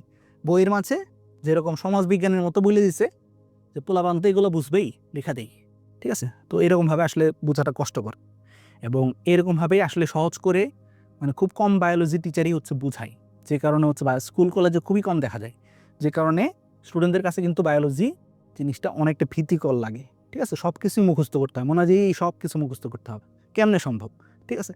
বাট বুঝলে একদম ইজি না, একদম কিন্তু ইজি। এগুলো কিন্তু কোনো কঠিন জিনিস না, ঠিক আছে, কোনো কঠিন জিনিস না। তুমি কেন পারবা না? ডেফিনেটলি পারবা, যদি এই রহস্যগুলো এরকম সহজ ভাষাতে তুমি বুঝতে পারো, ঠিক আছে। আশা করি হচ্ছে বুঝতে পারতেছো। আচ্ছা, সো এটা গেল, ঠিক আছে। কি তৈরি হয়ে গেল? সকিনার মার সরল শর্করা তৈরি হয়ে গেল, ঠিক আছে। এরপর দেখো এই প্লাস্টিকের ভিতরে সবুজ যে কালার, তার সবুজ কালারের জন্য একটা রঞ্জক পদার্থ তার ভিতরে থাকে। রঞ্জক পদার্থটার নাম হচ্ছে ক্লোরোফিল। রঞ্জক পদার্থটার নাম হচ্ছে ক্লোরোফিল, ঠিক আছে। আমরা কিন্তু দেখতেছি যে ক্লোরোপ্লাস্ট সে হচ্ছে সবুজ কালার, ক্লোরোপ্লাস্ট সে হচ্ছে সবুজ কালার। বাট তার এই যে কালারটা, সবুজ কালারটা সৃষ্টির জন্য এক ধরনের পদার্থ লাগে, এবং সেই পদার্থটার নামই হচ্ছে ক্লোরোফিল। এই সবুজ কালারটা সৃষ্টির জন্য একটা পদার্থ লাগে, সেই পদার্থটার নামই হচ্ছে ক্লোরোফিল, ঠিক আছে। সো ক্লোরোপ্লাস্ট বা প্লাস্টিড কোন পদার্থের উপস্থিতিতে সবুজ কালার ধারণ করে বা সবুজ রং ধারণ করে? আনসার হচ্ছে ক্লোরোফিল। ক্লোরোফিলের উপস্থিতি কিন্তু হচ্ছে এই ক্লোরোপ্লাস্ট সে সবুজ কালার ধারণ করে, ঠিক আছে। এখানে তাহলে তোমার মনে নিশ্চয় প্রশ্ন আসে যে ভাই, ক্লোরোফিল থাকলে সবুজ কালারের প্লাস্টিড হইতেছে, ক্লোরোফিল যদি না থাকে, অন্য কিছু যদি থাকে, তাহলে সে কী কালারের প্লাস্টিড হবে? সেটার আনসারও পরবর্তীতে আছে, দেখো, ঠিক আছে। সেই কথাগুলোই হচ্ছে এখানে আছে। তো আমরা ফার্স্টে হচ্ছে ক্লোরোপ্লাস্টটা শেষ করি। ক্লোরোপ্লাস্টের ভিতরে হচ্ছে ক্লোরোফিল থাকে, এবং এই ক্লোরোফিল থাকার কারণেই হচ্ছে তাকে সবুজ দেখায়। এছাড়া এতে কিছু পরিমাণে ক্যারোটিনয়েড থাকে। কি থাকে? ক্যারোটিনয়েড থাকে। ক্যারোটিনয়েড জিনিসটা কি? ক্যারোটিনয়েড জিনিসটা কি? আমাদের অনেকের মনে নিশ্চয় প্রশ্ন। সো ক্যারোটিনয়েড তুমি চিনো না, বাট তুমি যেটা চিনো সেটা হচ্ছে ক্যারট। ক্যারট মানে কি? যদি ভোকাবুলারি একটু স্ট্রং থাকে, অলরেডি জানার কথা। ক্যারট মানে হচ্ছে গাজর। ক্যারট মানে হচ্ছে কি? গাজর। সো গাজর যে হচ্ছে কমলা লাল ধরনের, গাজরের কালারটা কি? কমলা লাল ধরনের। এর জন্য যেই পদার্থটা দায়ী তার নাম হচ্ছে ক্যারোটিনয়েড কিংবা ক্যারোটিন, ক্যারোটিনয়েড কিংবা ক্যারোটিন। ঠিক আছে, সো গাজরের কালার লাল কিংবা কমলা হওয়ার জন্য যেই পদার্থটা দায়ী সেই পদার্থটাকে বলা হয় ক্যারোটিন। ক্যারোটিন কেন? কারণ ক্যারট হচ্ছে গাজরের ইংরেজি টার্ম, সে কারণে গাজরের ভিতরে যেটা থাকে তাকে বলা হয় ক্যারোটিন। এবং সেই ক্যারোটিনের মতো বাকি যত পদার্থ আছে তাদেরকে বলা হয় ক্যারোটিনয়েড। ক্যারোটিনের মতো, সেজন্য এটাকে বলা হয় ক্যারোটিনয়েড। মনে রাখবা, একটা কানা বুদ্ধি তোমাদেরকে শেখাই দিই, এটাকে আমি বলি হচ্ছে কিওয়ার্ড টেকনিক। এই কিওয়ার্ড টেকনিক আমি হচ্ছে এইচএসসি তো অ্যাপ্লাই করে করে পড়াই, যে কারণে স্টুডেন্টদের অনেক উপকার হয়। ঠিক আছে, এবং এই টেকনিক নিয়ে ভিডিও মানে ইউটিউবে বাংলা ভাষায় আমি যখন শুরু করছিলাম তখন আর কেউই বাংলাদেশে বানাইতো না। ঠিক আছে, তুমি ইচ্ছা করলে আমার চ্যানেলের আগের ভিডিও দেখে থাকতে পারো, দেখলে হচ্ছে জানতে পারবা। অনেকেই হচ্ছে এখন এই টেকনিক অ্যাপ্লাই করে, বাট আমি যখন শুরু করছিলাম তখন হচ্ছে কেউই এরকমভাবে পড়াইতো না। তো জাস্ট মনে রাখো, কোনো একটা কিছু লাস্টে অয়েড আছে, তাহলে তার মতো, যেমন ক্যারোটিনের মতো যে পদার্থগুলা তাকে বলা হয় ক্যারোটিনয়েড। ক্যারোটিনের মতো যে পদার্থগুলা তাকে বলা হয় ক্যারোটিনয়েড। নিউক্লিয়াসের মতো যেটা তাকে বলা হয় নিউক্লিওয়েড। নিউক্লিয়াসের মতো যেটা সেটাকে বলা হয় নিউক্লিওয়েড। ঠিক আছে, বা হচ্ছে এমিবার মতো যেটা সেটাকে বলা হবে এমিবয়েড। এমিবয়েড। সো কোনো একটা কিছু লাস্টে অয়েড থাকা মানে হচ্ছে তার মতো, তার মতো। ঠিক আছে, যার লাস্টে ওয়েড আছে তার মতো। সো ক্যারোটিনের লাস্টে ওয়েড আছে, সো ক্যারোটিনের মতো। ঠিক আছে, তাহলে আমরা মনে রাখবো যে একটা সবুজ প্লাস্টিক যেটা হচ্ছে ক্লোরোপ্লাস্ট, ক্লোরোপ্লাস্টে সবচেয়ে বেশি যেই পদার্থটা থাকে সেটা হচ্ছে ক্লোরোফিল। ক্লোরোফিল থাকার কারণেই তার কালার হয়ে যায় সবুজ। এছাড়া সামান্য কিছু পরিমাণে হচ্ছে ক্যারোটিনয়েড থাকতে পারে। ক্যারোটিনয়েড থাকলে পাতার কালারটা একটু মানে একটু হলুদ হয়ে যায় আর কি, বা হচ্ছে একটু তোমার লাইট গ্রিন হয়ে যায়। ঠিক আছে, আশা করি হচ্ছে বুঝতে পারছো। সো ক্লোরোপ্লাস্ট শেষ। এবার আসো আমাদের পণ্ডিতের যে প্রশ্নটা, যে ভাই ক্লোরোপ্লাস্টের ভিতরে ক্লোরোফিল থাকলে সে হচ্ছে সবুজ হয়, তো ক্লোরোফিল না থেকে অন্য কিছু যদি তার ভিতরে থাকে তাইলে তাকে কি বলা হবে? ক্লোরোফিলের পরিবর্তে অন্য কোনো রঞ্জক পদার্থ যদি তার ভিতরে থাকে তখন তাকে বলা হবে ক্রোমোপ্লাস্ট। ক্রোমোপ্লাস্ট। ঠিক আছে, এখানেও কিওয়ার্ড টেকনিক আছে, দেখো। ঠিক আছে, এই টেকনিকটা এত জোশ, এত জোশ, যে এই টেকনিকের প্রেমে তুমি পড়তে বাধ্য। ক্রোমোপ্লাস্ট মনে রাখবা, বায়োলজিতে ক্রোমো কথাটা যেখানে পাবা, ক্রোমো মানে হচ্ছে আসলে রং। ক্রোমো মানে হচ্ছে আসলে রং বুঝাই। ক্রোমো মানে কি বুঝাই? রং। ক্রোমোজোম পড়ছো না? ক্রোমোজোম, ক্রোমোজোম আসলে হচ্ছে রং ধারণ করতে পারে, সেজন্য তার নাম হচ্ছে ক্রোমোসোম। ক্রোমোপ্লাস্ট, ক্রোমোপ্লাস্টও আসলে রঙিন প্লাস্টিড। সবুজ কালার বাদে অন্য যে কোনো ধরনের প্লাস্টিডকে বলা হয় ক্রোমোপ্লাস্ট, কারণ তার ভিতরে রং থাকে। রং থাকার কারণে তার নাম হচ্ছে ক্রোমোপ্লাস্ট।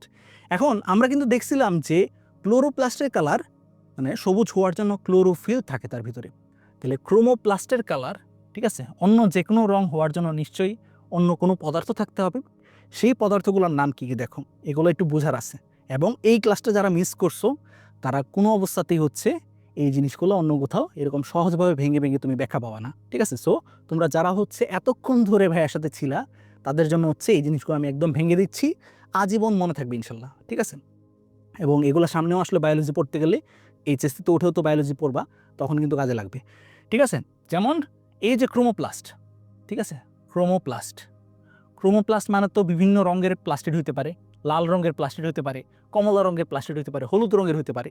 সো ক্রোমোপ্লাস্টের মাঝে বিভিন্ন রং আনার জন্য কিছু পরিমাণ বিভিন্ন রকমের রঙিন পদার্থ থাকে। যেমন এর ভিতরে যেটা থাকতে পারে জ্যান্থোফিল, প্রথম যেটা থাকতে পারে সেটা হচ্ছে জ্যান্থোফিল। মনে রাখবা জ্যান্থাস, জ্যান্থাস মানে হচ্ছে আসলে হলুদ। বায়োলজিতে জ্যান্থাস কথাটা যেখানে পাবা, জ্যান্থাস মানে হচ্ছে আসলে হলুদ বোঝায়। জ্যান্থোফিল এটা হচ্ছে এমন একটা মানে পদার্থ যেই পদার্থটার কালার হচ্ছে হলুদ। ঠিক আছে, এবং দেখো জ্যান্থোফিল থাকার কারণে কিন্তু এই ক্রোমোপ্লাস্টের কালার হলুদ হইতে পারে, হলুদ রঙের সে প্লাস্টিড হইতে পারে। ক্যারোটিন অলরেডি জানি, ক্যারোটিন কথাটা কই থেকে আসছে? ক্যারট থেকে আসছে। ক্যারট মানে কি? লাল কমলা। সো তার কালার লাল কমলা হওয়ার জন্য কোনটা দায়ী? ক্যারোটিন দায়ী। ফাইকো এরিথ্রিন মনে রাখবা বায়োলজিতে ইরাইথ্রো।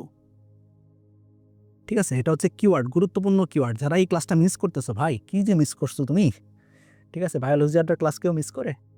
দেখো দেখো দেখো দেখো, এগুলা খুবই ইম্পর্টেন্ট কথাবার্তা। ঠিক আছে, প্রথম যেটা আমরা জানলাম সেটা হচ্ছে ক্রোমো।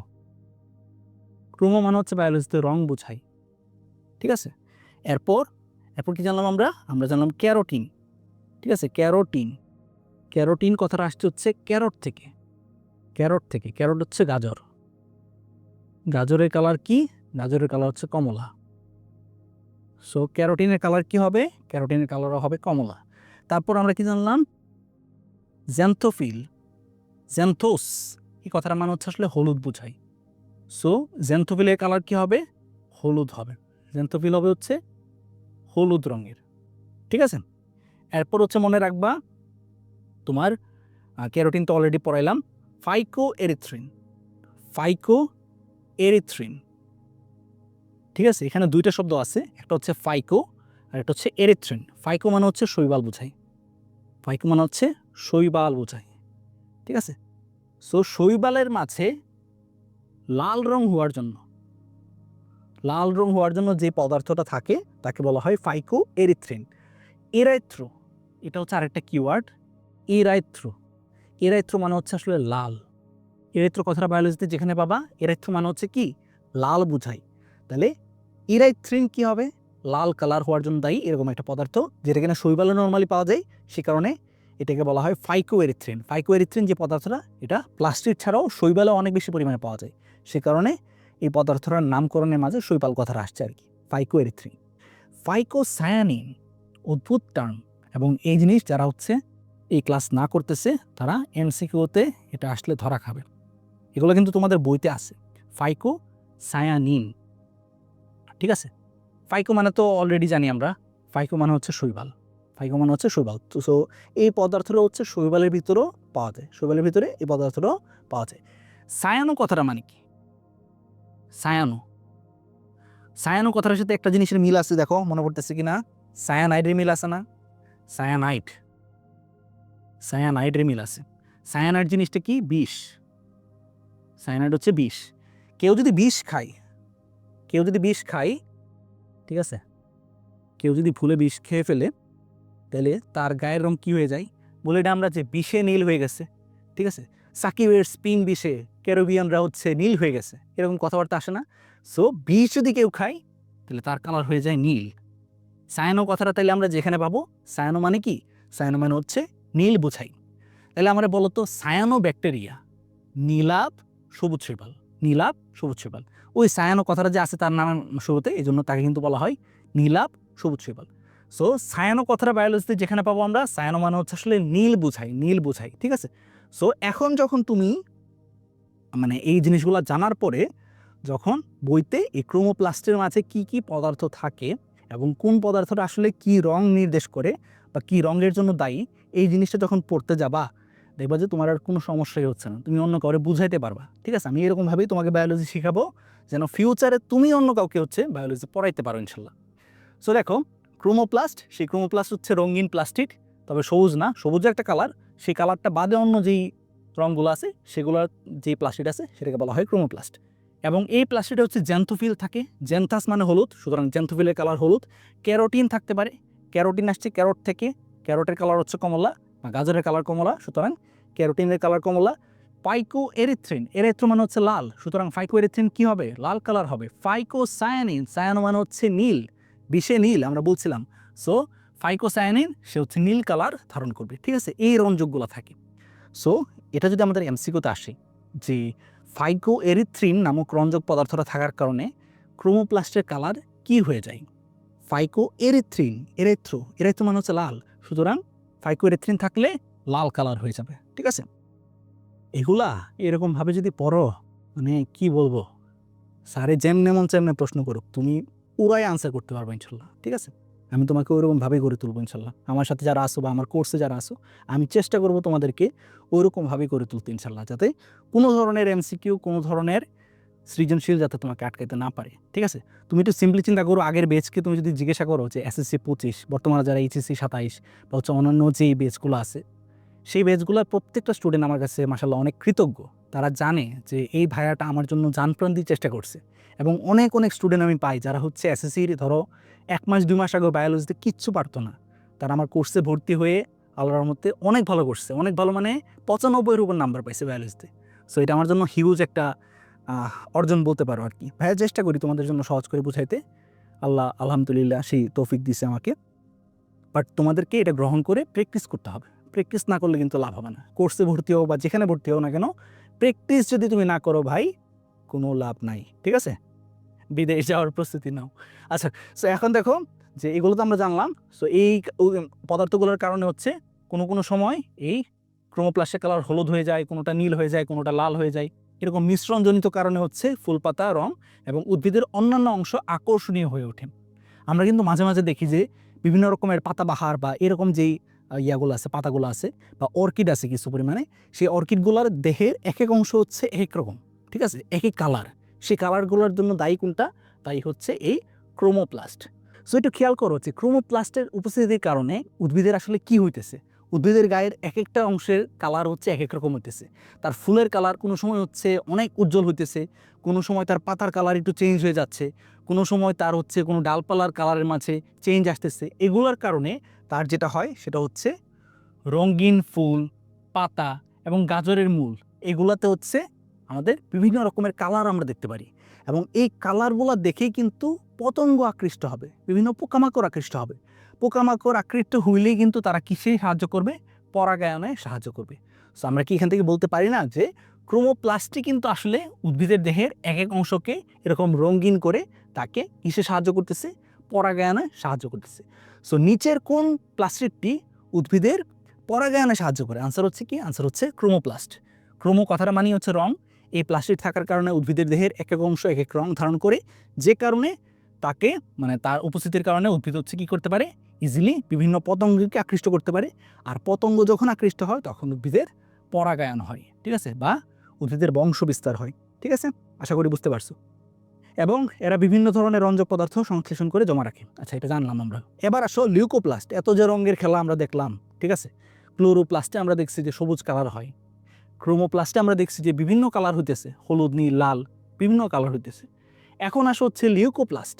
মনে রাখবা বায়োলজিতে লিউকো, লিউকো মানে হচ্ছে সাদা বা বর্ণহীন, বর্ণহীন, ঠিক আছে? সাদা মানেই তো শ্বেত, ঠিক না? সাদা কি একটু স্টাইলিশ ভাষায় বলা হয় শ্বেত। সো লিউকো কথাটা আমরা যেখানেই পাবো, লিউকো মানে কি? লিউকো মানে হচ্ছে সাদা বা বর্ণহীন অথবা শ্বেত। তাইলে বলো তো আমাকে লিউকোসাইট কি হবে? লিউকোসাইট আমরা কিন্তু জানি লিউকোসাইট হচ্ছে শ্বেত রক্তকণিকা। সাইট মানে তো কোষ বা হচ্ছে কণিকা, লিউকো মানে হচ্ছে শ্বেত বা সাদা। সো আমাদের রক্তের মাঝে যেই কোষীয় মানে কণিকাটার কালার হচ্ছে সাদা বা বর্ণহীন, তাকে বলা হয় হচ্ছে শ্বেত রক্তকণিকা কিংবা লিউকোসাইট, ঠিক আছে? সো লিউকো কথাটা আমরা বায়োলজিতে যেখানে পাবো, লিউকো মানে হচ্ছে কালারলেস, কোনো কালার নাই অথবা সাদা কালার। তাহলে যেসব প্লাস্টিকে কোনো রঞ্জক পদার্থ থাকে না তাদেরকে বলা হয় লিউকোপ্লাস্ট। এবং লিউকোপ্লাস্টের কাজ কি বলো?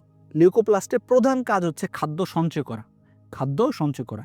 সো অন্যান্য প্লাস্টিকগুলা, ক্লোরোপ্লাস্ট খাদ্য তৈরি করলো, ক্রোমোপ্লাস্ট পরাগায়নে সাহায্য করলো, লিউকোপ্লাস্ট সে হচ্ছে খাদ্য সঞ্চয় করবে, খাদ্য সঞ্চয় করবে। এবং আমরা মনে রাখবো যে লিউকোপ্লাস্ট কোথায় কোথায় পাওয়া যায়, এটা আমাদের এমসিকিউর জন্য ইম্পর্টেন্ট। মনে রাখবা একটা উদ্ভিদের মূল মানে যেখানে হচ্ছে সূর্যালোক পৌঁছায় না, সূর্যালোক যেটা পৌঁছায় না, যেটা কিনা মাটির নিচে থাকে, সেই অংশগুলোতে হচ্ছে লিউকোপ্লাস্টকে পাওয়া যায়, ঠিক আছে? যেমন উদ্ভিদের মূল, ভ্রূণ, জননকোষ, এই অংশগুলোতে সাধারণত এই লিউকোপ্লাস্টকে পাওয়া যায়। এবং আলোর সংস্পর্শে আসলে, সূর্যালোকের সংস্পর্শে আসলে এই যে লিউকোপ্লাস্ট, সেই লিউকোপ্লাস্ট কিন্তু কিসে পরিণত হতে পারে? ক্লোরোপ্লাস্টে পরিণত হতে পারে। সো এর মাধ্যমে আমরা কি শেষ করে ফেললাম? আমরা কিন্তু প্লাস্টিক অংশটা একদম শেষ করে ফেললাম।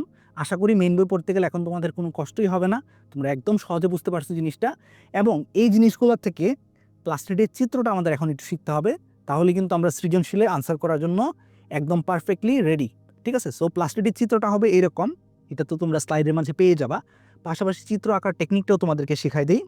প্লাস্টিকের চিত্র আঁকার কোনো ব্যাপারই না, ঠিক আছে? প্লাস্টিকও একদম সহজ। ফার্স্টে হচ্ছে এরকম একটা ডিম আঁকবা।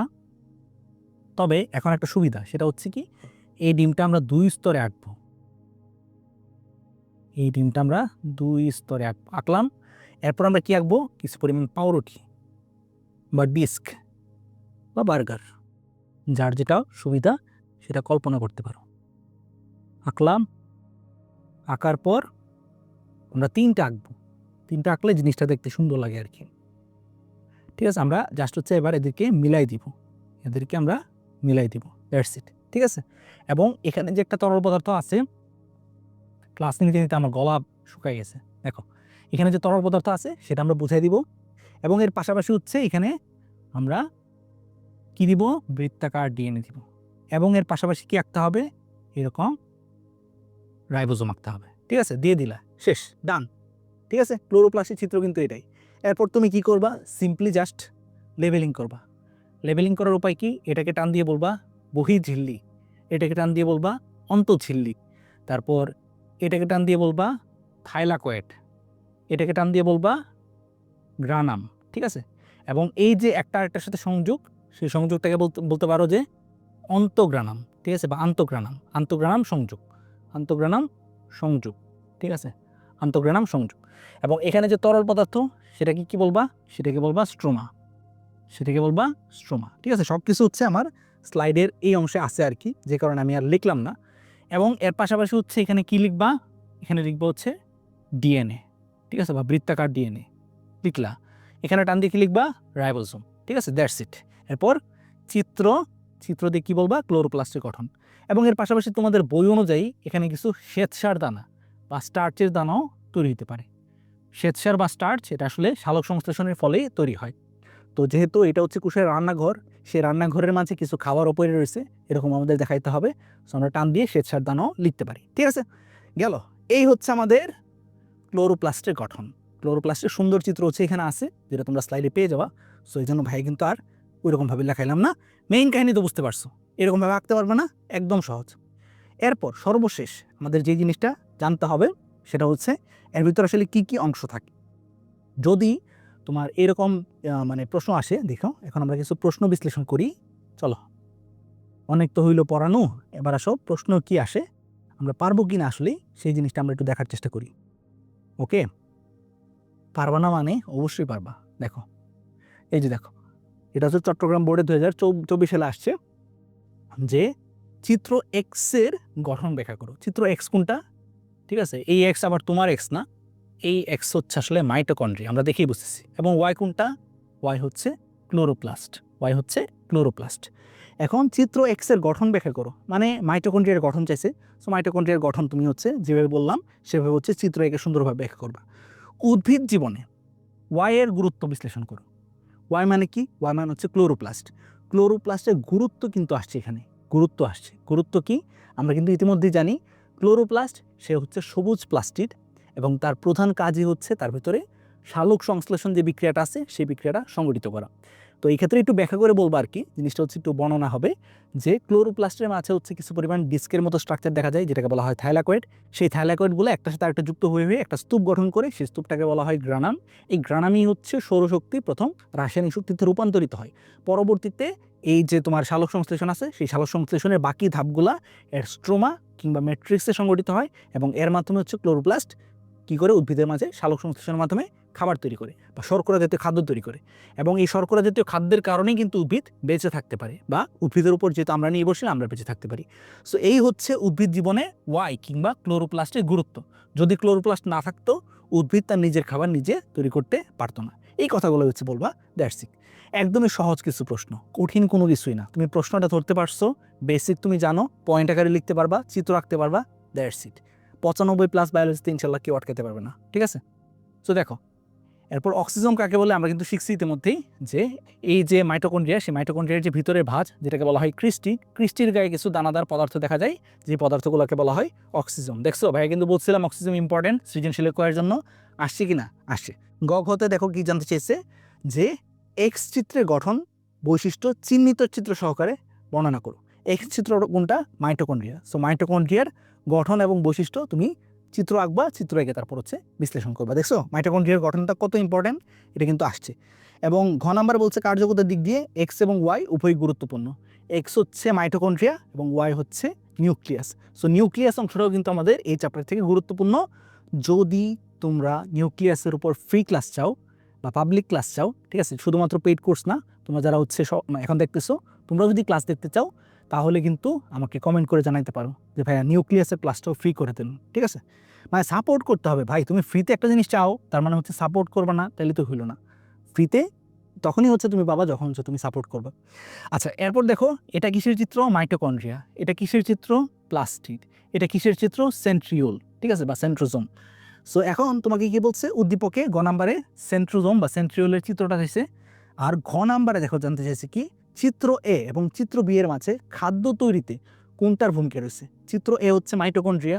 মাইটোকন্ড্রিয়ার কি খাদ্য তৈরিতে কোনো ভূমিকা ছিল না, এত শক্তি তৈরি করতো, শক্তি তৈরি কারখানা। বি কিন্তু হচ্ছে ক্লোরোপ্লাস্ট, যে ক্লোরোপ্লাস্ট হচ্ছে খাদ্য তৈরি হয়। তাহলে আমরা বলবো যে চিত্র বি এর মধ্যে খাদ্য তৈরিতে সবচেয়ে গুরুত্বপূর্ণ ভূমিকা আছে। এরপর হচ্ছে ওই যে সালোক সংশ্লেষণের যে ধাপগুলো আছে সে ধাপগুলোর কথা এখানে বলবা, যে গ্রানামে হচ্ছে সৌরশক্তি আবদ্ধ হয় এবং স্ট্রোমাতে হচ্ছে বিক্রিয়াগুলো সম্পন্ন হয়, এর মাধ্যমে এখানে সালোক সংশ্লেষণ সম্পন্ন হয়। ঠিক আছে, এরপর দেখো ময়মনসিংহ বোর্ডে 2022 সালে আসছে, এটা জীববিজ্ঞান শিক্ষক একটা ক্লাসে কি করলেন, কোষের দুইটা বিশেষ অঙ্গাণুর কথাও বললেন। প্রথমটি খাদ্য তৈরি করে, দ্যাট মিনস ক্লোরোপ্লাস্ট, এবং অপর অঙ্গাণুটি শক্তি উৎপাদন করে, তার মানে হচ্ছে মাইটোকন্ড্রিয়া। সো গ নাম্বারে কি বলছে দেখো, শিক্ষকের বর্ণিত প্রথম অঙ্গাণুটির সচিত্র গঠন বর্ণনা করো। প্রথম অঙ্গাণু কোনটা? ক্লোরোপ্লাস্ট। ক্লোরোপ্লাস্টের সচিত্র গঠন, তার মানে চিত্র আঁকতে হবে, পাশাপাশি হচ্ছে চিত্রের মাঝে কোনটা কি পার্ট সেগুলো কিন্তু বর্ণনা করতে হবে। সো এই জিনিসটাতে তোমরা একটু প্যারা খাইতে পারো যে ভাইয়া ক্লোরোপ্লাস্টের মাঝে যে পার্টগুলোর কথা বলছিলেন সেগুলো কিভাবে পয়েন্ট আকারে বলবো। ঠিক আছে, সো ওই জিনিসটা ভাইয়া কিন্তু দেখাই দিচ্ছি, বাদ যাবে না কোনো কিছুই। দেখো ক্লোরোপ্লাস্টের গঠনে বলবা যে হচ্ছে প্রথমে থাকে আবরণী পর্দা, যেটা কিনা 2 স্তর বিশিষ্ট। বাইরের স্তরকে বলা হয় বহিস্তর বা বহির্ঝিল্লি, অন্তঃস্তরকে বলা হয় বা ভিতরের দিকের স্তরটাকে বলা হয় অন্তঃঝিল্লি। এরপর এর ভিতরে হচ্ছে কিছু পরিমাণ ডিস্কের মতো স্ট্রাকচার দেখা যায় বা ডিস্কের মতো গঠন দেখা যায়, যে গঠনগুলোকে বলা হয় থাইলাকয়েড। এরকম অনেকগুলো থাইলাকয়েড মিলে একটা স্তূপ গঠন করে, যে স্তূপকে বলা হয় গ্রানাম। এই গ্রানামের মাঝেই সৌরশক্তি রাসায়নিক শক্তিতে রূপান্তরিত হয়। এবং ক্লোরোপ্লাস্টের মাঝে হচ্ছে যে তরল অংশ থাকে বা অর্ধতরল অংশ থাকে সেটাকে বলা হয় ম্যাট্রিক্স, এবং সেই ম্যাট্রিক্সে হচ্ছে সালোক সংশ্লেষণের আলোক নিরপেক্ষ পর্যায় বা বিভিন্ন গুরুত্বপূর্ণ বিক্রিয়া সংঘটিত হয়। সংঘটিত হওয়ার মাধ্যমে উদ্ভিদ কী তৈরি করে? শর্করা তৈরি করে। এর ভিতরে কিছু পরিমাণ শ্বেতসার দানাও দেখা যায়। ঠিক আছে, এবং ক্লোরোপ্লাস্টের নিজস্ব বৃত্তাকার ডিএনএ ও রাইবোজোমও এর ভিতরে উপস্থিত থাকে। এই কয়েকটা পয়েন্ট বললেই তোমার কিন্তু ক্লোরোপ্লাস্টের গঠন যদি বলে তাহলে কিন্তু তুমি ইজিলি হচ্ছে সুন্দর করে লিখতে পারবা। বইতে হচ্ছে এরকম পয়েন্ট আকারে দেওয়া নাই, যে কারণে তোমাদের একটু সমস্যা হইতে পারতো, বাট ভাইয়া কিন্তু দেখাই দিলাম। ঠিক আছে, গেল। আর লাস্ট একটা কোশ্চেন, সম্ভবত 5টা আমি বোর্ড কোশ্চেন দেখাইছিলাম। সো লাস্ট কোশ্চেনটা দেখে আমরা আজকে ক্লাসে শেষ করে দিব। আশা করি ক্লাসটা একটু লম্বা হলেও অনেকেই এনজয় করছো এবং বায়োলজিতে তুমি একটা কনফিডেন্স খুঁজে পাইছো আশা করি। ঠিক আছে, সো আমি সামনে কিন্তু আরও অনেক ক্লাস তোমাদের জন্য ইনশাল্লাহ নিয়ে আসবো। জাস্ট এই চ্যানেলটাকে সাবস্ক্রাইব করতে হবে, এবং যদি হচ্ছে মনে হয় যে আমার কাছে পড়লে তোমার আসলে লাভ হবে, সো সেই ক্ষেত্রে আমাদের বায়োলজি কোর্সে জয়েন করতে পারো। বায়োলজি কোর্সের সকল ডিটেলস কিন্তু আমাদের হচ্ছে ভিডিওর ফার্স্ট কমেন্টে দেওয়া থাকবে, অথবা ডিসক্রিপশন চেক করলেও তুমি পেয়ে যাবা। ঠিক আছে, সো আগে দেখো যে হচ্ছে এই ভাইয়ের ক্লাসগুলো তুমি বুঝতে পারতেছো কিনা, তারপর গিয়ে হচ্ছে তার কোর্সে ভর্তি হবা বা বাকি সব কিছু। ঠিক আছে, ওগুলো হচ্ছে পরবর্তী বিষয়। সো বি এবং সি চিহ্নিত সাইটোপ্লাজমীয় অঙ্গাণু কোনটা? বি হচ্ছে আসলে মাইটোকন্ড্রিয়া এবং সি হচ্ছে আসলে ক্লোরোপ্লাস্ট। সো এগুলার উদ্ভিদ জীবনের গুরুত্ব অপরিসীম। এটা কীভাবে ব্যাখ্যা করবা? একদমই সহজ। মাইটোকন্ড্রিয়ার ভিতরে ক্রেবস চক্র, ইলেকট্রন ট্রান্সপোর্ট চেইন এবং অ্যাসিটাইল কোয়ে সৃষ্টি এরকম গুরুত্বপূর্ণ শ্বসনের বিক্রিয়াগুলো অনুষ্ঠিত হয়। এর মাধ্যমে সে শক্তি তৈরিতে খুবই গুরুত্বপূর্ণ ভূমিকা পালন করে। আর ক্লোরোপ্লাস্টের মাঝে সালোক সংশ্লেষণের বিক্রিয়াগুলো সংঘটিত হয়, এর মাধ্যমে ক্লোরোপ্লাস্ট হচ্ছে উদ্ভিদে খাদ্য তৈরিতে অংশগ্রহণ করে। ঠিক আছে, সো আমরা কিন্তু বলতে পারি যে এই দুইটা কোষীয় অঙ্গাণুই উদ্ভিদে খুবই অপরিসীম ভূমিকা পালন করে। ঠিক আছে, সো মোটামুটি এই ছিল আমাদের আজকের ক্লাস। আজকের ক্লাসে আমরা চেষ্টা করছি মাইটোকন্ড্রিয়া, ক্লোরোপ্লাস্ট এগুলোকে একদম ধ্বংস করে দিতে। ঠিক আছে, এগুলা থেকে আর যাই করুক আমাদেরকে আটকাইতে পারবে না কেউ ইনশাল্লাহ। ঠিক আছে, এমসিকিউ সিকিউতে আটকাইতে পারবে না। এবার যেটা কথা সেটা হচ্ছে এই ক্লাসটা করে তোমার যদি আসলেই আমার পড়ানোটা ভালো লেগে থাকে বা তুমি যদি বুঝতে পারো এবং তুমি যদি চাও ফুল এসএসসি বায়োলজি, এই এসএসসি বায়োলজির যা কিছু আছে সব কিছু হচ্ছে আমার কাছে পড়তে, তাহলে ডেফিনেটলি আমি তোমাকে বলবো যত দ্রুত সম্ভব আমাদের এই কোর্সগুলোতে ভর্তি হয়ে যাও। তুমি এসএসসি 26 হলে এসএসসি 26 ভর্তি দিতে পারো, 27 হলে 27 28, বা হচ্ছে ক্লাস 9-এ যদি তুমি নতুন ভর্তি হয়ে থাকো তাহলে তুমি এটাতে ভর্তি দিতে পারো। ঠিক আছে, কীভাবে ভর্তি হবো ভাই? ভর্তি হওয়ার প্রসেসটা একদমই সিম্পল।